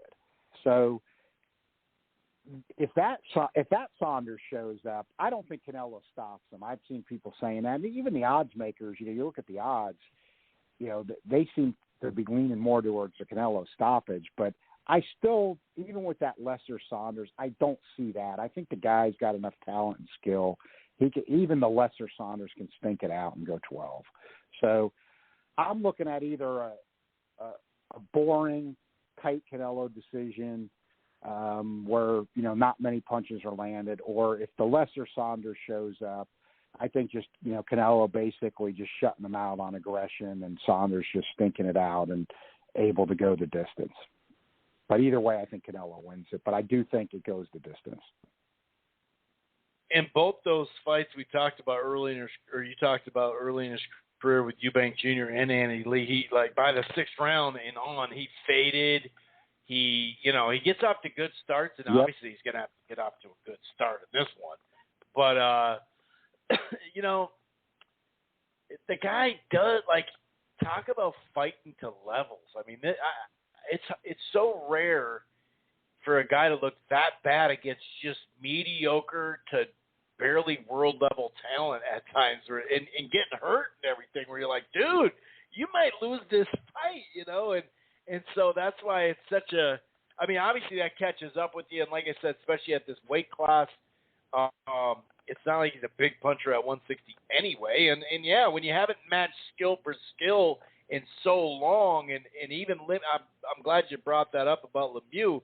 Big puncher, sure, but he's very limited. Even how he won his belt was a brawl against a guy that knocked down a bunch, but still it was a tough fight for him. And then Golovkin just jabbed his face off, basically. I still think for the first 6 rounds, he may be able to put some in the bank. It may not look like that on the scorecard, but I think that he's going to come out and do just some good pivoting, circling on the move type thing. For some reason, I think he's going to get up for those first 4 rounds or whatever. And that's not really saying a whole lot, but yeah, it'll be interesting to see. Hopefully we get a competitive fight. We're always thinking that. But any other items that you want to discuss here, sir? Yeah, well, just a couple, Chris. Try to make it brief as we wrap it up here. But I think I'll start with Canelo first, since we were just talking about him. And these kind of tie together for me. Canelo came out, he was on the Brian Custer podcast, and he's speaking English. He always figured he could, but there he is doing it and doing it well. I've seen a lot of his Mexican fans, say they just appreciate that he does everything in Spanish because of the heritage, and I can respect that. And nobody's trying to take him away from Mexico or his Mexican heritage. Obviously, that's a big part of things, but I just think this is real interesting, from a marketing perspective, since, like you've said, I mean, there's really no argument. He's a U.S.-based fighter, and, he spends a lot of living time, I guess, in San Diego. But there's Canelo out there. There's Canelo out there. I watched, it was on video as well, and it was just interesting. I mean, there's Canelo out there speaking English, doing it well, and in terms of marketing, this is like a whole new phase. I mean, that could be starting for Canelo. I think as people see that and he does it more, you didn't hear that much talk about it today, but I think you will. People might want to just check that out out of curiosity. You figured he could do it, but he's doing it. So you heard his thoughts in English. He's out there straight out giving an interview with Custer in English. And I figure that's not going to be the first time we see it. And it ties into my second point, which I was thinking this, tweeted a little bit about it over the weekend, but thinking about it more. And I'll be the first to say, I think Canelo looks legitimately happy working with Eddie Hearn, but he's on a fight-by-fight deal now with what he wants to do. And as some fans who were looking at the other side of the coin pointed out, yeah, true, we would have to pay for it, where if you have the zone, you're not paying for it. But with that understood, here's what I'm thinking now, and this is with the added thing today of Canelo speaking English in interviews, is can you imagine if you took basically the same pay-per-view we just had on May 1st here that Ruiz and Areola headlined, and Pendence Day weekend in September, and plunk Canelo Plant on top of it? I mean, can you picture with Canelo marketing it in Spanish and English? Can you picture how potentially big that could be in September with a Fox promo? I was going to say, an NFL will be back by that time. They're already being their games, so they could, in August and September, they could do it. And, you can always tell he understands English just fine, because he always, when they answer when they ask him a question, for the most part, he answers, but obviously in Spanish. But we've kind of known that he actually does, but the word was always that he's a little embarrassed because he doesn't like the way he sounds saying it. So he's always been kind of shy. But that's a good point. That is a really good point. And it's easier to get people, like on a whole, not just you and I, but on a whole, it's easier to get people to pitch in for a bigger name too, for pay-per-view as well. So it's easier to be like, hey, Canelo's fighting. Oh, I've heard of Canelo, to your casual fight fans. But yeah, that's a great call. That would be that'd be really, really interesting, and that does add a different level, no doubt about it. Period. I mean, just to have that Fox promo with Canelo would be great. I definitely want to see it. Yeah, Plant has gotten enough exposure, and he's drawn enough ratings at times on his own. He's not like the prototypical B-side. I mean, he's gonna, again, with Fox NFL promo and PBC promo during the late summer and fall, he's gonna bring in additional views. I mean, that's got a lot of potential. I mean, that's really got a lot of potential. Canelo wins Saturday night. And he talks with a lot of confidence too. He's not out there just loose-lipped all the time talking trash. But if Plant will answer if someone's talking trash to him. Yeah, he knows how to. He's a guy that's perfectly capable of promoting a fight. So that's got tremendous potential. We'll see what happens. But I think that's some of the subjects will probably be too long to get into tonight. But just want to say on one positive, you look at the negatives, got to look at the positives. I think actually it's coincidental, but you and I talked a little bit about it last week. In the last week or so, I think it's worth mentioning that we had another good day and night like that Saturday with all the fights we went over. Right. It's been kind of coincidental, but between PBC, Matchroom, and Top Rank going day and night, the UK stuff coming in on Saturday during the day, then Top Rank or PBC coming in, starting in the early evenings with their undercards, going straight through the rest of the night. There's been some really good day nights of boxing the last few weeks, or over the last few weeks. And even in March too, we talked about that. In March too. Yeah, I mean, if that can continue, because you feel like you're kind of getting your day's worth of boxing in, where you're not getting ripped off. Maybe it's just because of the volume of fights, you're getting enough good ones, but there's been enough good in there that that's been kind of good for boxing. You haven't felt tortured like we talked about, watching some of these undercard fights or getting through the day and night. So, if maybe they just get it, what I'd like to see is, I think now you've got the hardcore U.S. fan picking up these UK cards on DAZN or ESPN Plus in the afternoons on Saturdays. Why don't we get maybe creative and in those afternoon slots on those cards, even if maybe it's a UK guy against an American guy, or maybe just even two Americans stuck in there, let's start using those slots where we appeal to that American audience watching in the afternoon, within those UK cards, not taking away from the thunder of it being a UK featured event, but sticking some of that in there just so maybe you can even get a few casual fans, put precisely what time those fights are going to go on, because I think you might be on to something here where, you've got these ESPN Plus or these DAZN cards in the afternoon that, maybe could be marketed even a little more to U.S. fans. Yeah, that's even if it is just sometimes, you know what I mean? That, because obviously, like you mentioned, it's not going to line up perfectly, but yeah, that could be interesting. That could definitely be interesting, no doubt about it. Well, I appreciate you taking time out once again, John. You have yourself a good night, man. Thanks for having me, Chris. Been great as always, and look forward to talking boxing with you again soon. Have a good night. Yep, take it easy. Enjoy the fight. And I say enjoy the fight because there really isn't. I mean, hopefully something pops off on the undercard, but it is just a fight. You know what I mean? There's not a whole lot on the undercard, but some prospect names. The co-feature might turn out to be pretty good.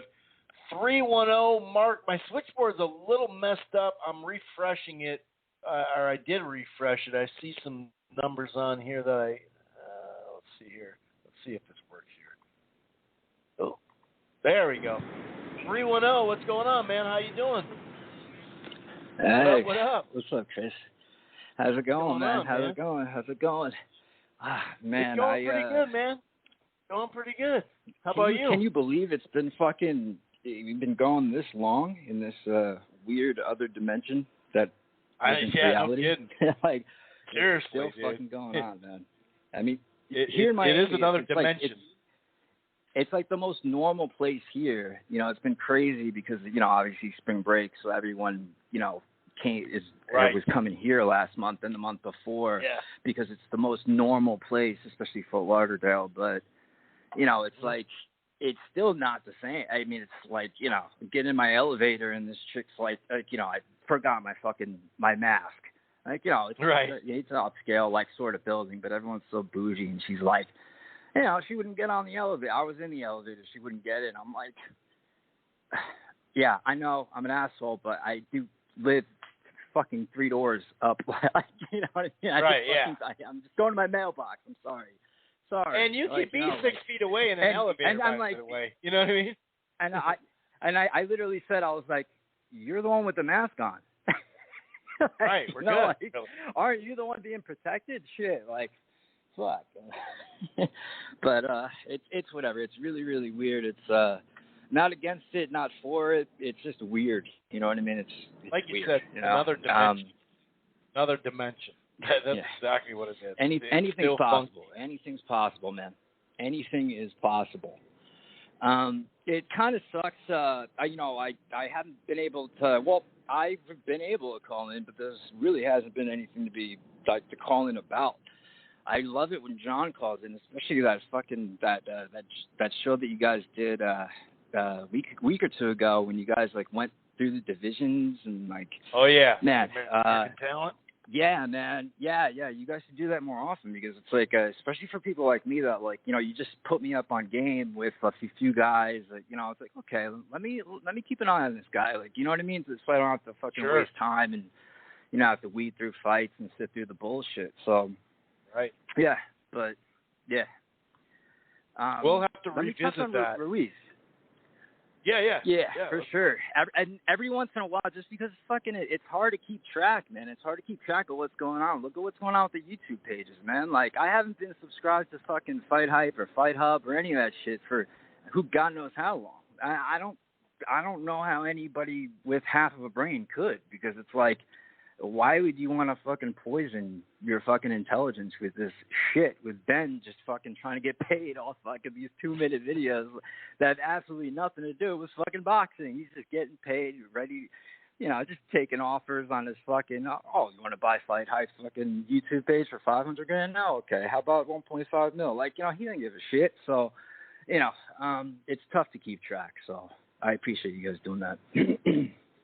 Yeah, no doubt about it. You're right. In a lot of the bigger names, there was a lot of talk about fights. Oh, Tank and, Gervonta and Garcia, and there's all sorts of talk.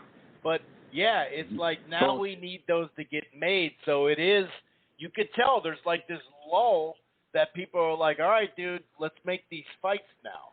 So I totally get it. They don't have to market it to us, man. Like UFC fans and shit like that. I thought that people that I will politic with every now and then, they all watch fucking UFC. And so they know how to fucking, they know who Errol Spence is. They know how to fuck. You don't have to market these guys. You don't have to fucking put them out there.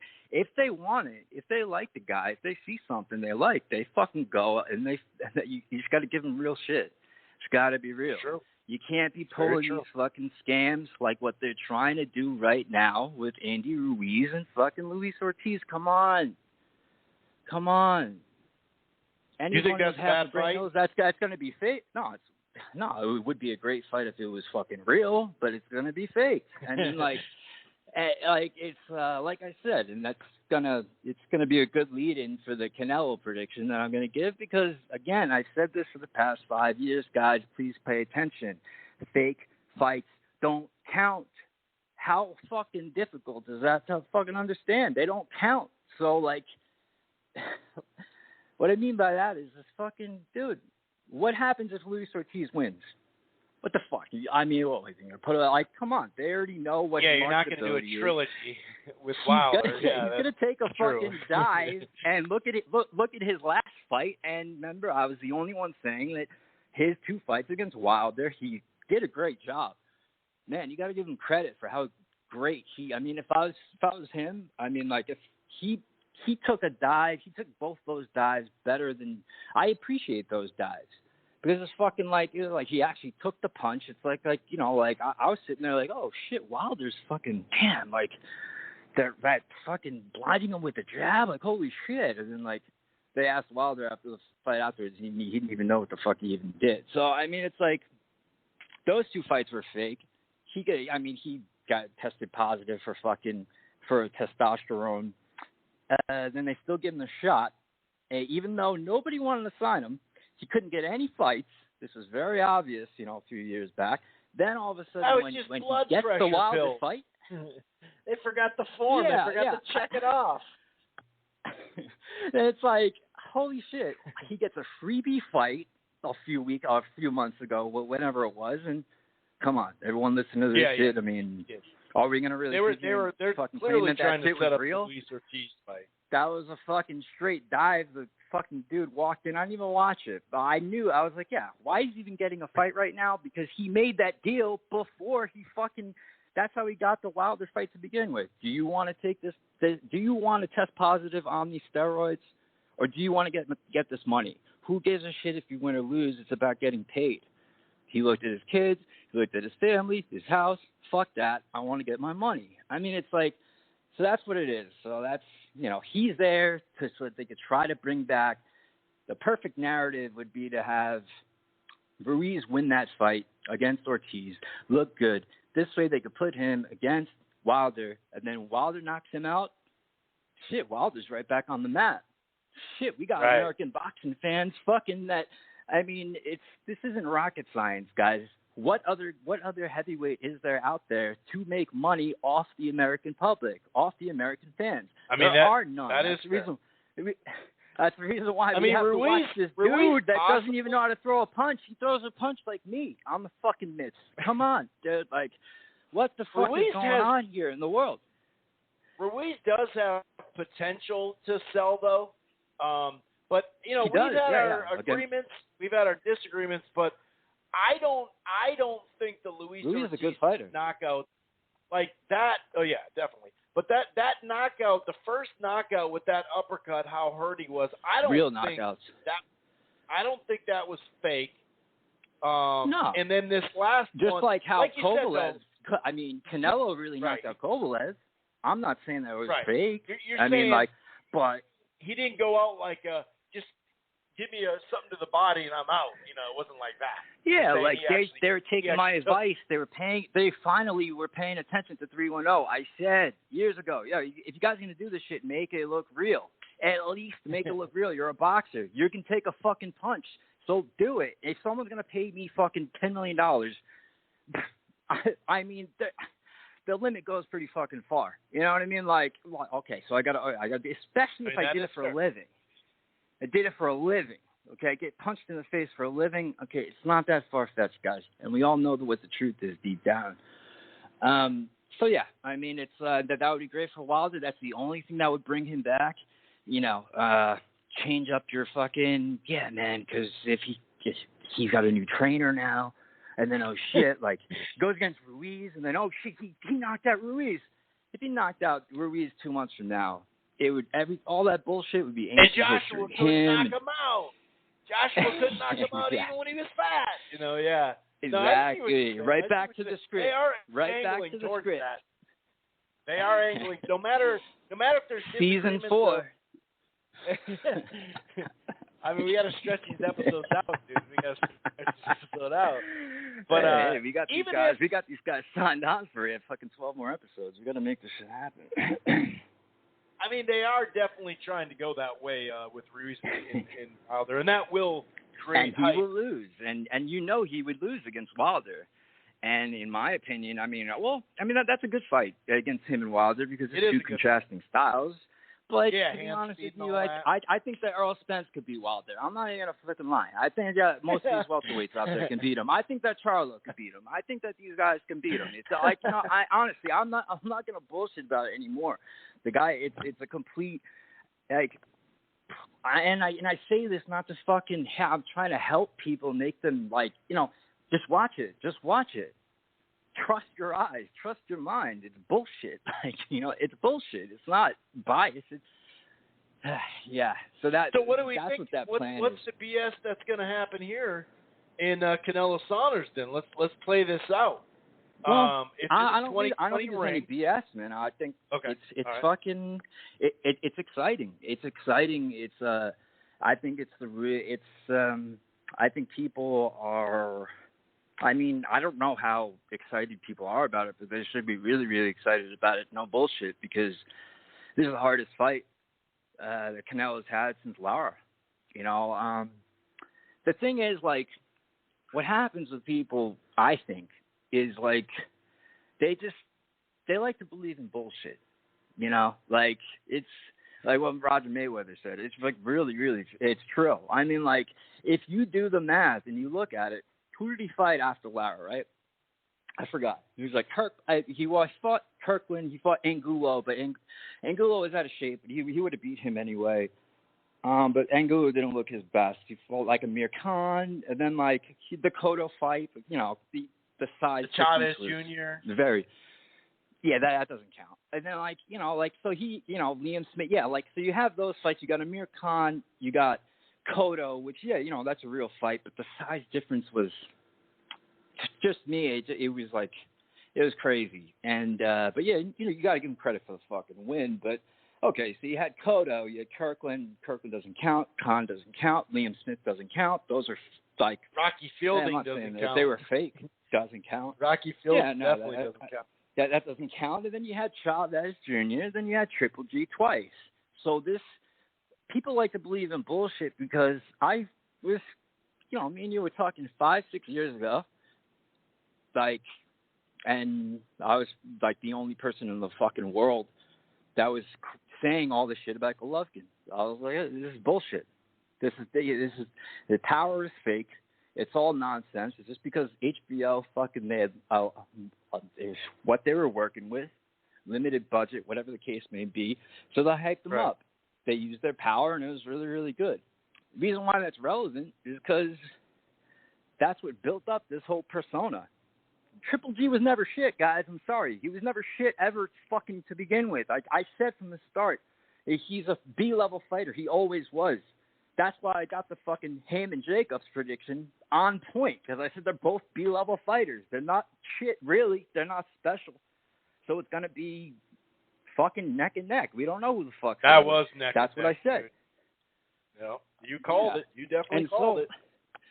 And so it's like, and how crazy did it sound to everybody when I was saying the power was bullshit? I mean, this shit doesn't come from thin air, guys. I mean, I just use my brain and I trust it. Like, you know, I look at it and I'm like, that's not real. It looks fake. The guy's fucking. And now he's just old. So all the stuff they talked about him, now he's just old, right? So it doesn't count. Even though it goes right into him taking on challenges and looking normal instead of what they were saying in Marvin Hagler and B-Hop. So if you believe that, then you're going to be on the whole thing like, oh, Canelo's chin. Oh, my God. He's fucking amazing. He improved so much. No, we really don't know that. We really don't know that at all. We don't know how much he's fucking improved. He's fucking 5'8". Especially at cutting off the ring. You know? Especially at cutting off the ring. Who has he cut off? Yeah. And if you even see, like, he has good upper body movement, but you saw, like, that didn't really come on that much until the Jacobs fight. And that doesn't really count against Jacobs because Jacobs was there to lose. He's almost always there to lose in a big fucking fight. He got a look on his face like he's scared all the time. Like it is not even, he just doesn't fucking, he's just, I don't know. He never looks like he wanted to win, especially in that fight. But I think Canelo would have beat him anyway. But he showed he showed his upper body movement there, but is it fluid? Is it like normal? Is it like, he's getting better at it, but it's not like, I don't think it's anything like people see that, they see the bullshit and he's not really that good at coming forward. I really don't think that he is, and this is the wrong guy to do that with. I think he has improved as a fighter clearly, but the book is still out on cutting off the ring against a high-level guy on the outside. I agree with you there. But how about the fact that he thinks? Here's the thing: this fight wasn't happening. This fight should have happened two years ago, or a year ago, whenever. But the people at Golden Boy, people who are actually fucking paying attention, matchmakers and shit, they knew what the fuck kind of threat that Billy Joe would actually pose to Canelo. I would. I'd be like, no. We're going to want to try to force Billy Joe to fight Andre. Have them fucking, have the good guys duke it out because we don't want to risk that. And, that's why it's funny now how, he goes on his own and this guy, his head is so big. And why wouldn't it be? I mean, it's like he's sitting there and he's saying all this shit. He's going as far as to say that he would knock out Floyd in his prime. You got his fucking trainer sitting there fucking being like, oh, yeah, no, we're going to knock out Billy Joe. He's breathing his own exhaust time. That's a bad move. This isn't a guy that's just 30-0 and from UK. You got to actually pay attention to how he fights and why he looks bad in fights. A lot of people talk shit about him because that fight, 2 fights ago, who's like Cosinero, what was his He's had a couple of these type of fights. Yeah, something like that. But he's had a couple of these fights where it's just like he looks horrible. Yeah, but how about the first 6 rounds? First 6 rounds, he's on point, clean as fuck. And then all of a sudden, because he doesn't give a shit, he's fucking because he's Billy Joe Saunders, you could tell he doesn't fucking care. He's just walking in there, and then 7th round he fucking slows down, and even that Cosineros guy. Anyone listen to this shit? I'm not bullshitting. Watch the first 6, 7 rounds. He's on point. And then he's just like, fuck. He was just trying to get him out of there. He's holding. Why does he hold so much in about 7, 8, 9, 10, 11? He always loses the second half of the fight. Why? He's not getting hit like that. He's like, why would he look that good in the first 6 rounds? Right. He's the luckiest guy on the planet every fucking first 6 rounds. No, it's because he has no discipline. He's probably a bit of a scumbag. Yeah. I don't know. He's and that might be a factor. But when you look at the odds, I mean, fuck, man. I looked at it a couple of days ago and I was like, dude, plus 500 he was. He was plus 500. I got it right. This was the date of these odds. And this will be worth it. It's fucking it's pretty crazy. On Intertops, they had fucking Billy Joe plus 500 and fucking Canelo minus 800. What the fuck? Are you kidding me? That's crazy. So, you gotta look at the shady stuff too.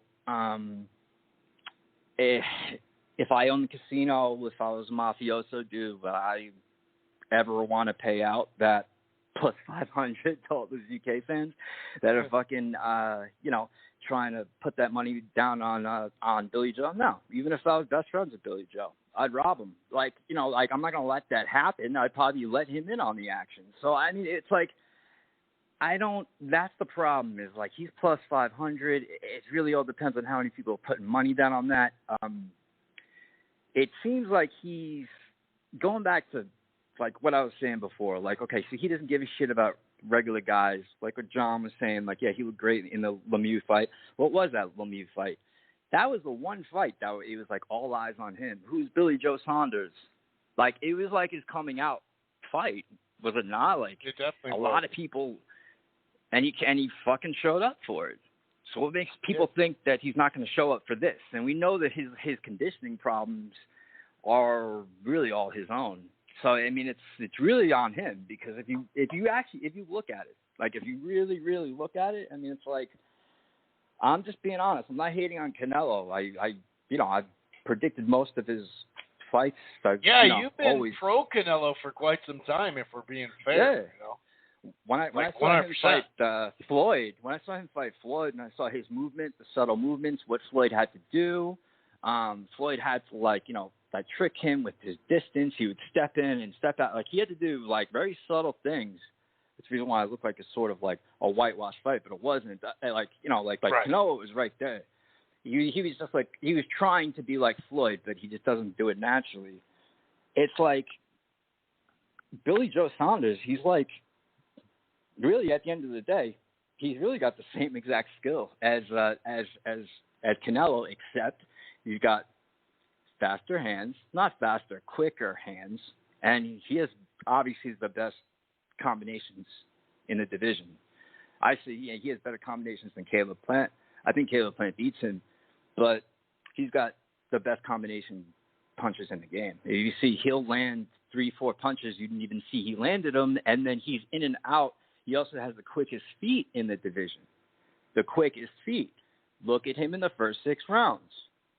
It's not like you're not born with stamina and born without it. I mean, he's either training for a fight or he's not.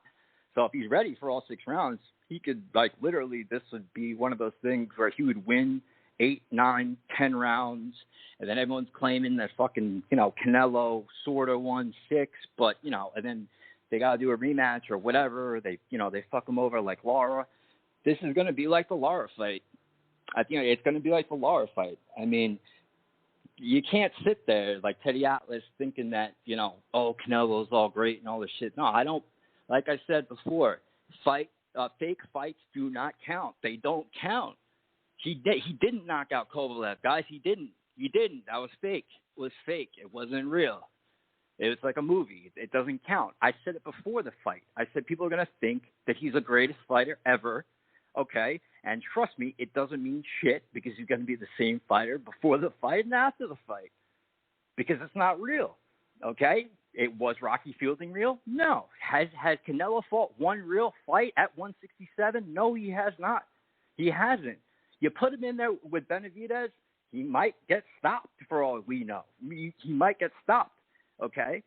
Another important thing to note, the only real person who actually, like, the 2 people that really gave Billy Joe Saunders, like, some sort of problems were both really tall.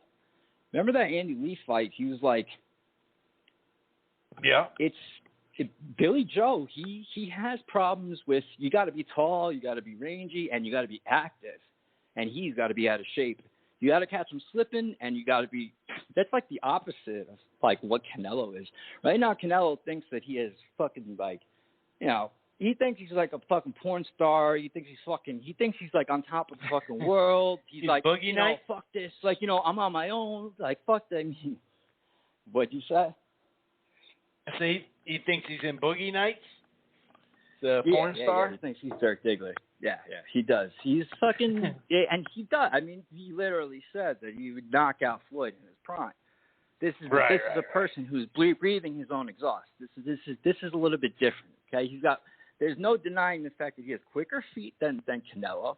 Doesn't matter. It doesn't matter if he doesn't have as quick as feet as Lara. It doesn't matter. It's quicker than Canelo's. And honestly, it's going to look like one of those things where it's like it's going to be an activity thing.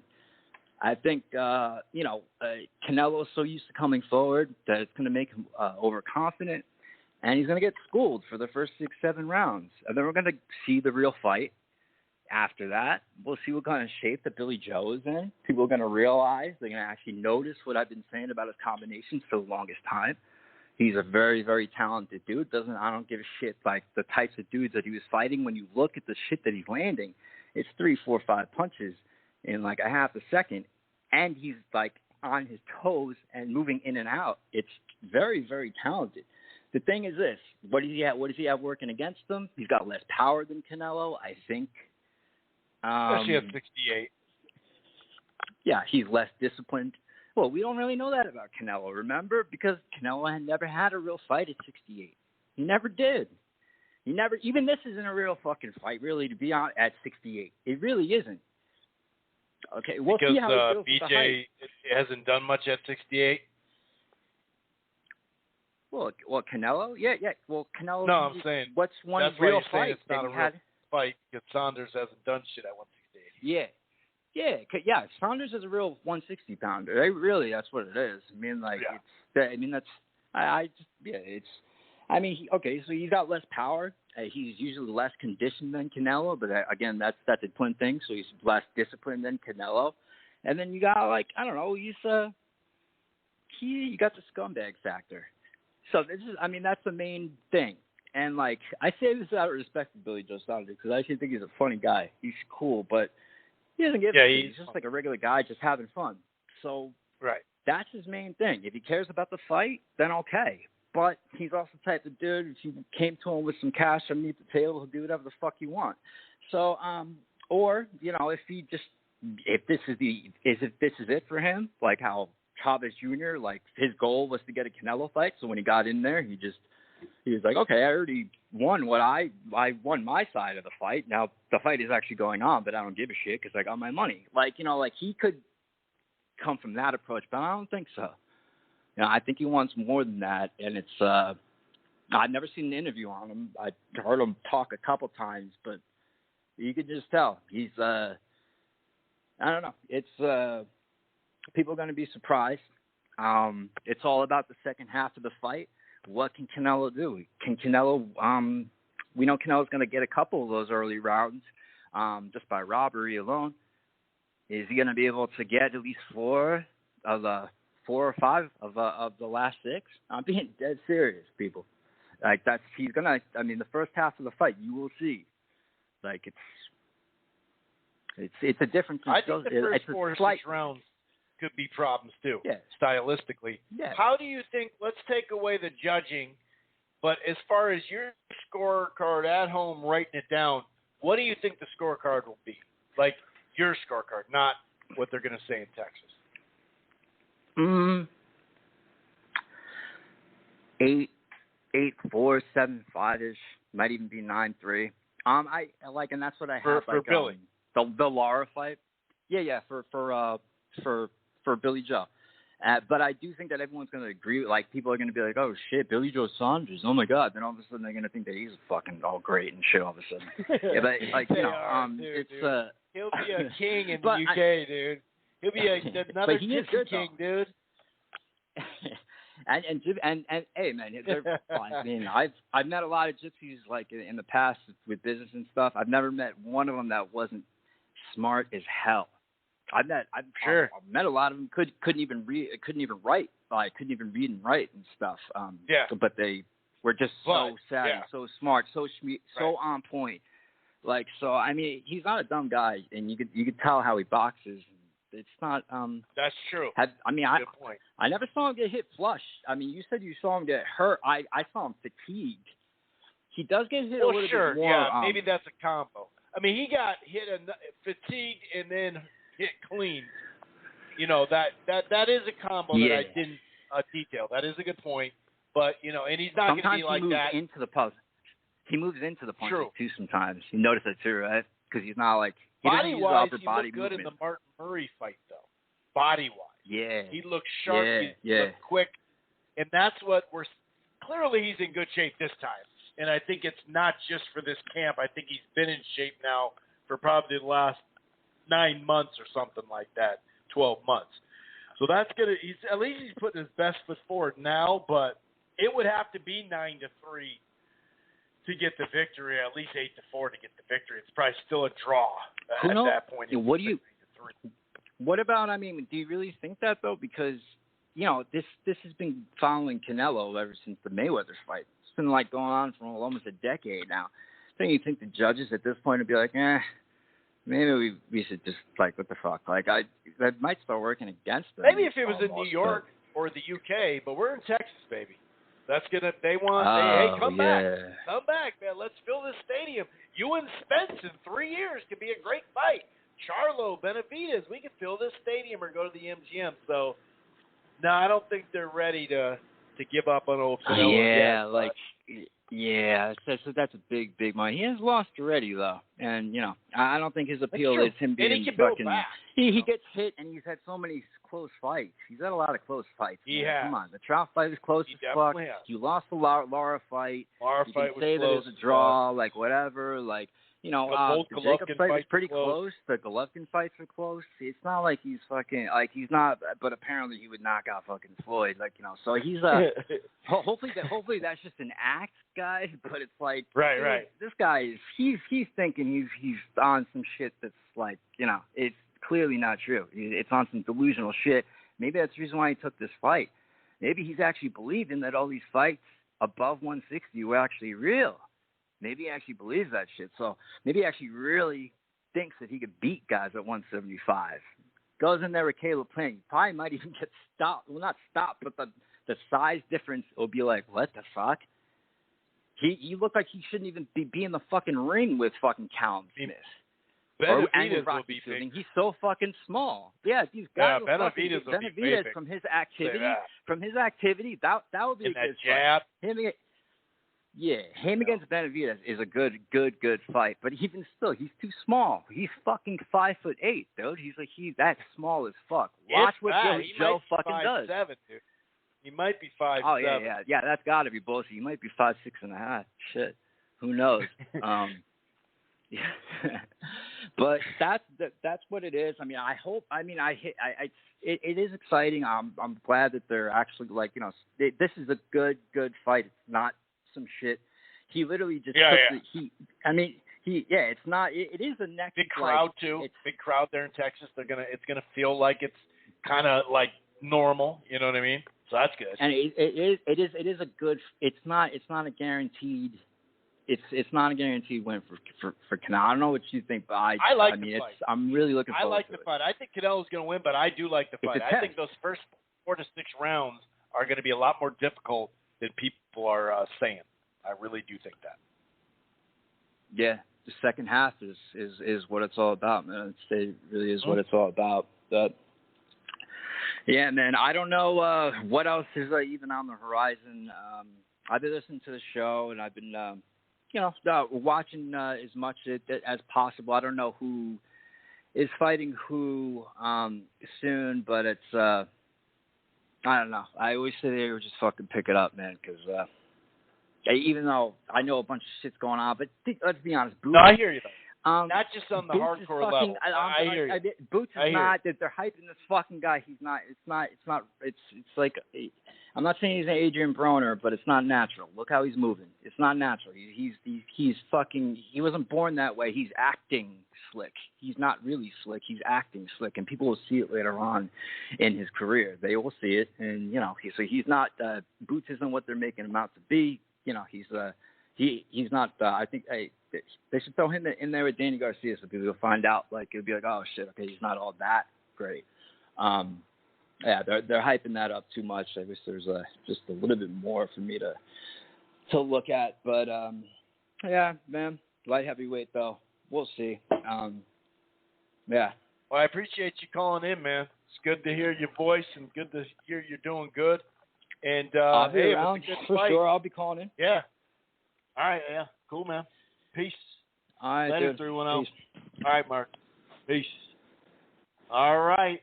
Let's go to Carcino. We got about 22 minutes left of the show. we'll end with Portland, but we're going to go to Carcino for life. What's going on, Carcino? How the hell are you, buddy? Hey, I'm hanging in there, buddy. Yeah, I'll try to make it quick. Because, oh, no, you're good. You're good. Thanks for hanging out. I appreciate that. I got to go. So I got to make it quick. So we'll get, all right. We got my to get bad. cool. We get to the Canelo fight.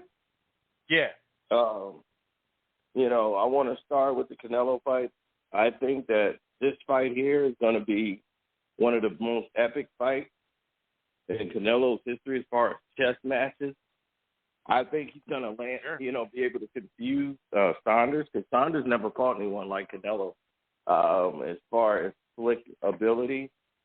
So I think he's going to be in for a surprise, that Canelo's going to be easier to hit him, and I think Canelo's power is going to surprise him with the shot. Sure. Now, I think as the fight goes on, Saunders is going to break down, and that's why I think he's going to start the case. But as of right now, they're still having a dispute. Right, talking about 20 by 20. That's a small ring now, Carcino. That's an amateur ring to the Billy Joe Saunders camp. 20 by 20 somehow is a small amateur ring now. Oh, my gosh. Right. It's like mind games. I'm like, 20 by 20 has always been a championship fight. Standard, ring. Dude, yeah. And, so these could be mind games. Sure. But this won't affect Canelo's performance. For Saunders, what he needs to do is use his move. Get Canelo to move. If you get Canelo to move, that's when he's most vulnerable. Floyd just used slight movement, and that's where he knew he could beat Canelo to the spot, because he was faster. Canelo back then had to sit his feet to get some type of leverage on his punches. His feet were not faster than Floyd's. Floyd knew he could get there. Now Canelo knows how to take slight steps to get there to beat the timing. So he's not off balance, and he's good at being first by throwing feints the other guy off his pivot. But Billy Joe Saunders is good at moving to his left.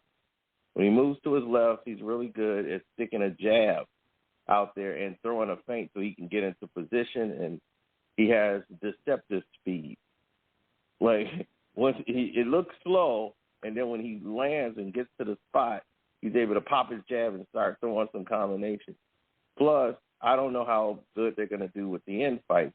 He's really good at clinches and fighting in clinches. Saunders can lean on you and put that weight on you and start working while he's in there. And he don't get credit for that, but that's a part of a strategy for him, to wear guys down. And I think his size, he's used to being hit in the ring, and being able to take it and finding ways. Billy Joe Saunders is very slick. That jab is what Canelo's going to have to worry about. He can't sit there and watch. This is a fight he's going to have to use a jab. He's going to have to use feint. He's going to have to outsmart Billy Joe Saunders. And it's going to be a very interesting fight once this fight gets to the second half. In the second half, I just think Canelo's conditioning should be able to, it depends on how the fight is going, he should be able to win a split decision or a majority decision. I would say majority decision, to say the least. He might drop if he catch him late. It would have to be late, around 6 or 7. It wasn't all that long ago that Canelo would gas midway too. Those days are pretty much gone. But remember how Floyd at times would push him back too? Canelo still sure, that's true. Yeah, you're right. He did take some rounds off against Golovkin. That's a good point. Yeah, if he's throwing a bunch of high energy punches, he'll take some rounds off, save it. Well, in all of his fights, he normally fights. It depends on what's happening in the bout. If you're not putting a lot of physical pressure on him, he's able to, coast through. But if he's in one of those high energy fights, he's going to take like maybe 6 and 7 rounds. All we saw in the Jacobs fight, he kind of gassed and took the foot off the gas. He was up a lot of rounds, and then he kind of took the foot off the gas, and there it was. Guys just started, doing what they wanted to do. I mean, Jacobs was starting to get into the fight, and everybody's like, oh, he started too late. It's like, no, Canelo kind of just got tired. So, it depends on what kind of fight Billy Joe Saunders brings, which I think he's going to bring a more cerebral fight and using that jab early on. But Canelo can't let Billy Joe, get into a rhythm. So if Canelo's power starts to affect Saunders and Saunders starts biting off the feints and won't come in and commit, then, yeah, you could be in for a very interesting fight, because I truly believe Canelo is a little bit slicker, with the slight movements and the feints. That's going to be very interesting, but I want to see if Billy Joe Saunders can move and keep Canelo off balance with his footwork and use that jab. I want to see how Canelo counters that, because that's always given him movement. I mean, Laura gave him problems with the movement, and Laura only went one way. So I say Laura's going one way all night long, and it gave Canelo problems. And this is right after Mayweather. So, I'm like, so we'll see, because he hasn't fought a guy with a lot of movement from side to side. So if Billy Joe was able to do that, keep turning the corner, keep popping the jab, we'll see how this fight turns out. I think Canelo can take it, though. That's just me on the decision. And I just want to say something else, kind of get out of here. But Felix Verdeo, man, God. Yeah. Right. I had talked to Bob Arum, like, the day it happened. It's like they knew. Like, the reports they had, they knew.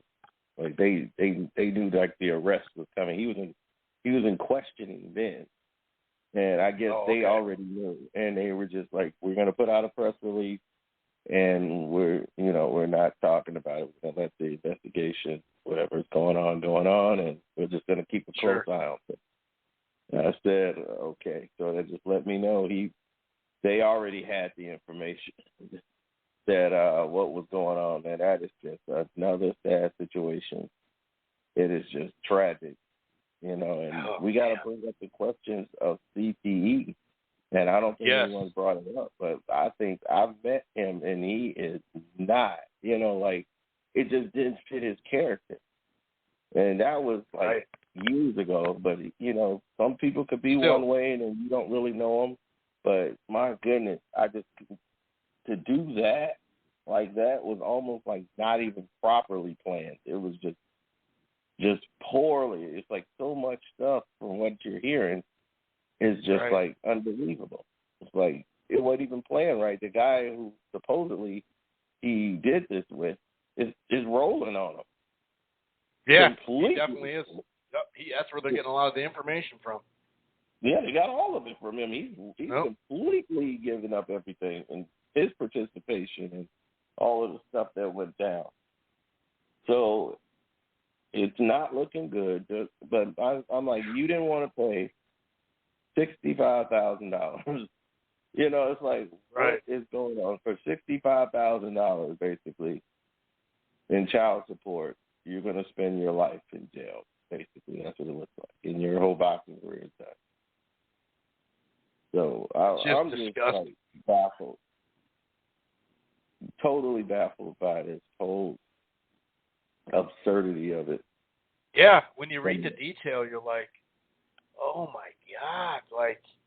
Like you said, that's a good point. You could tell it was just kind of like, let's just do this, because it wasn't planned out that well at all. I mean, you had the bricks fall off. It was just, oh my God, it is just horrible. Thoughts and prayers go out to the Ortiz family, man. That is just, it just makes you sick to your stomach, man. It really and it does. takes me back to his last fight, man. He had the 2 knockdowns, and in the fight, and he looked like he was getting ready to win, and then you just start seeing him take some shots, and he was buckling, and that guy just kept coming, and then he ends up knocking him out, and he loses. And I'm wondering, like, how much of this is cerebral damage? He was in a bad motorcycle accident, and it kind of reminds me of Edwin Valario. You know, the Edwin Valario scenario where he was in and he cracked his skull. They told him he couldn't fight anymore. He couldn't get a license in the state. And because he couldn't get a license in the state, they approved it somewhere in another country. But his personality totally changed. And he was more violent. And, you know, that ended in tragedy. And then you look at this ending in tragedy. You know, I don't know what his CAT scan showed or what is happening to him, but quite sure this is something that he's only 27 years old. This is, Jesus, you know, that just shows you how crazy this is. But yeah, I got to get ready to get out of here, man. I want to say thanks again for having me on the show. Yes, sir. Like you said, enjoy the fight this weekend, man. Yeah, I will. I'm looking forward to your post fight and seeing what we're gonna do. Are you gonna do a post fight, or are you gonna? Probably not. I'm gonna watch it a little later that night because I gotta work. So I'll probably just get me back next Tuesday. Okay, that's cool. We'll wait till next Tuesday then. This is gonna be great. All right, thanks for having me on, buddy. Yeah, take it easy, man. Have a good one. All right. Peace.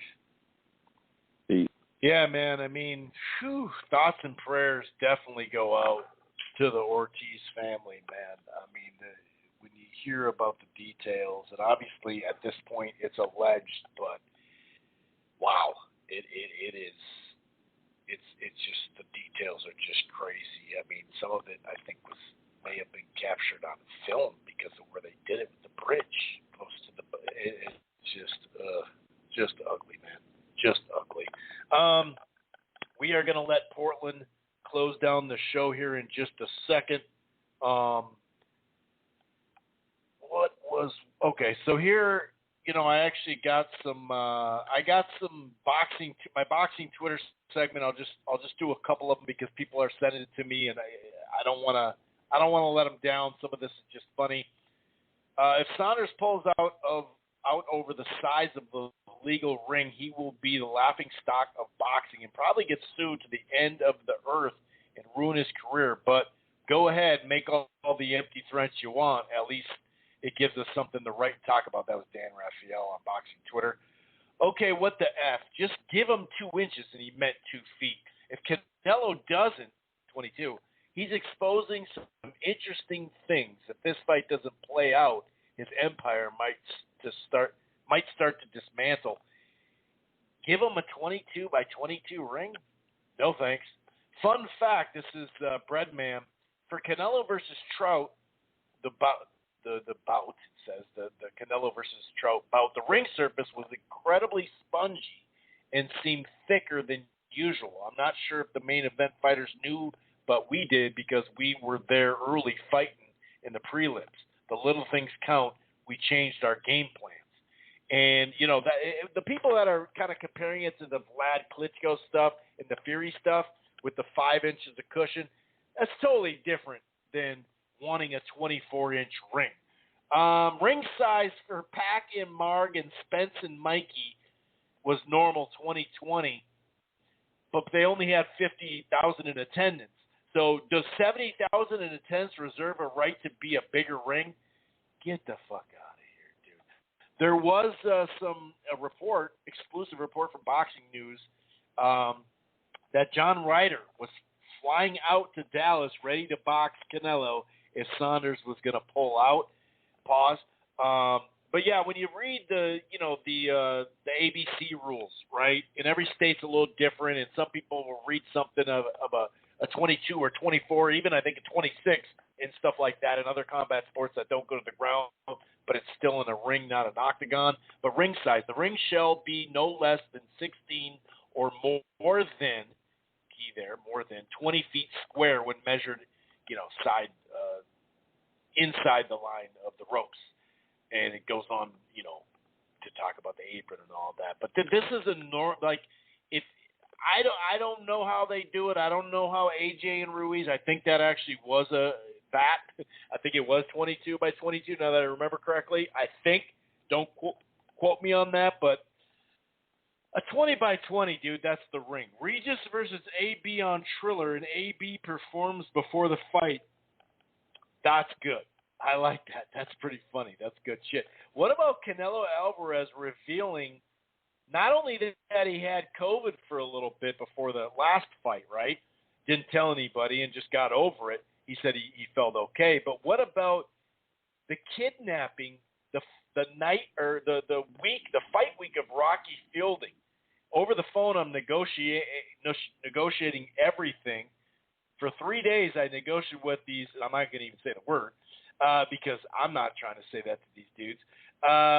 So they would let him go 3 days. And after I negotiated, I was still thinking, imagine if I had been my daughter, my mother, my father. For me, it would have been even more difficult. He just threw his brother under the bus there. And on top of that, I had a fight Saturday and 1,000 interviews and everything. But he was talking about how what a crazy fight week, if that's true, that he had to frickin', his brother got kidnapped. Pretty frickin' crazy. Here's a funny tweet, and then we'll go to Portland. Arreola earned himself another fight on the next PBC Deportes pay-per-view in September. Andy Ruiz versus Luis Ortiz, Fondura versus Rosario, Charles Martin versus Chris Arreola, and Abel Ramos against Stanionis. Dude, I like that. I actually like that. One more piece of news. There's a 4-hour documentary series on ABC called Mike Tyson, The Knockout, 2-part series of Tyson's climb, crash, and comeback. That'll be Tuesday, May 25th, and the following, June 1st, from 8 to 10 Eastern. So that could be interesting. Maybe it's just a bunch of stuff we've also heard. It's tough to say.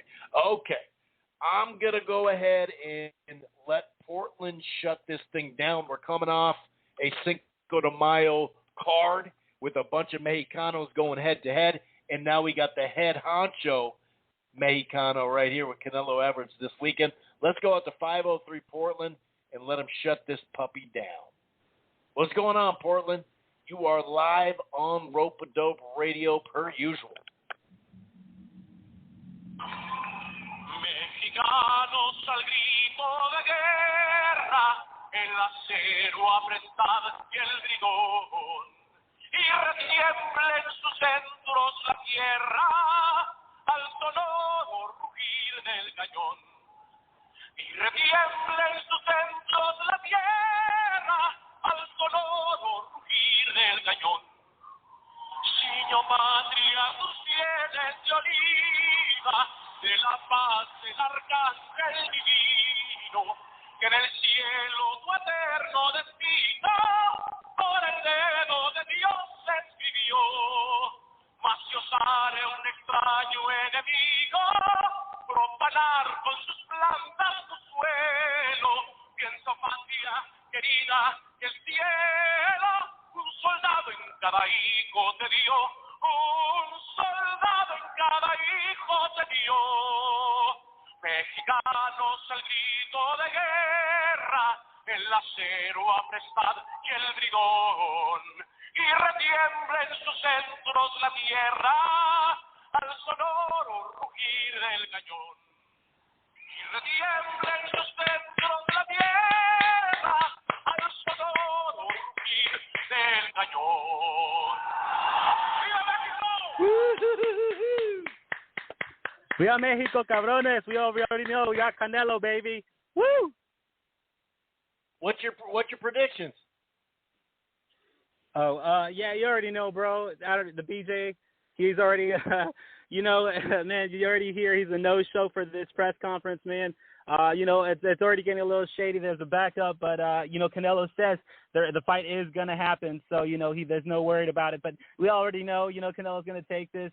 It's all in favor of Canelo, the judges, the ref. There's no international judges. I got Canelo 8-4. You know what I mean? By the way, I got Canelo 8-4. I think it's going to be for the first 4 to 6 rounds, though.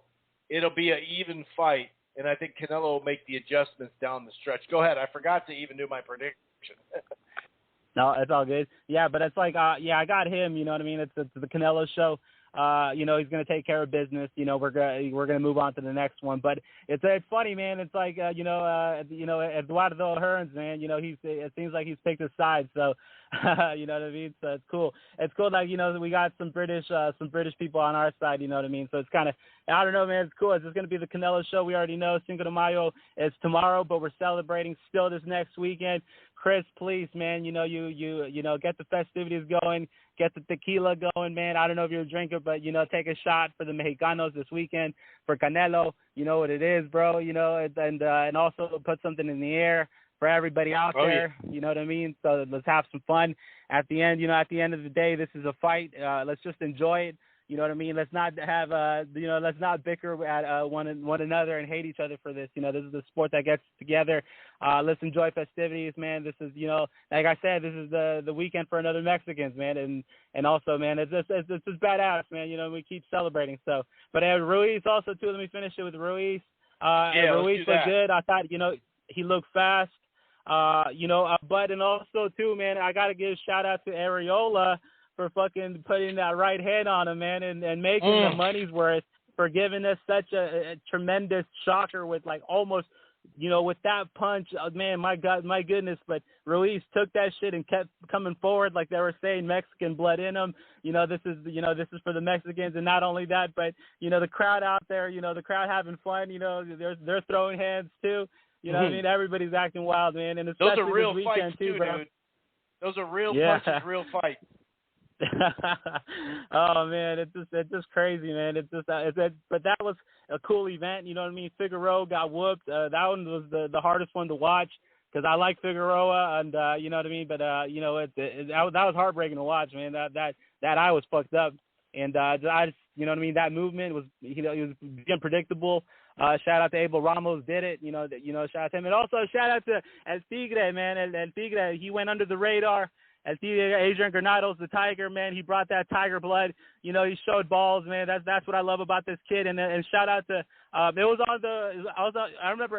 on the untelevised card. So if you get to watch, if you want to watch it, it's on the Fox app or the Fox Now app. Just look up that. But then, man, shout out to the kid. This was, it was a draw, man. This is so heartbreaking for the kid, man. It's just so hard to beat him, man. It's just like he just. I don't know. Just he's had such a hard career, man. It's tough opposition, and then just always being used as the B side. But this one, man, this one was supposed to be his. But then if you got to see it, Chris, this one was wild, man. This one was dope. But I agree with the draw. There was times where Granados did look good and didn't look good. So I thought the draw was sufficient. I thought, because they only did go 8 rounds. But other than that, you know what I mean? It was good. It was a good card from top to bottom. And shout out to Laura again. That first round knockout, man. That shit was fucking damn, bro. I didn't predict that shit. I would have never guessed in a million years that shit was gonna happen just like that. Lightning struck. You know what I mean? I guess Lamana, man. Lights out, man. But fuck, man. There's a new name at 160 pounds. And shout out to Laura. I believe he's gonna get something good after this. So shout out to him. Shout out to Cuba, man. And they're doing it big with this one. So, but Chris, I don't have too much to say. Let me get out of here, bro. It's always Viva Mexico all day, every day. If you go Rope a Dope Radio, and always, man, Canelo runs this shit. Canelo runs boxing, baby. Viva Mexico. Viva Mexico all the way, 100%. Like I said, those fights in the stands were like, no, hold me back. Nah, dude, these guys were throwing punches, dude. That shit was awesome. All right, we're going to get out of here. I think we're still on. It kind of looks like maybe it fell off. I don't know, but enjoy the fights. Like I said, I got a Canelo 8-4. I think the first, maybe even 6 to 8 rounds. Billy Joe's going to do more than a lot of people think. He's got the skill to do it, and I'm not sold that Canelo can cut off the ring all day. I think he'll win the fight. I think he'll go to the body, and you got to win by I don't know if he can win 8 rounds on him, and I think that's what it's going to take to win the fight. We'll be back next week. Peace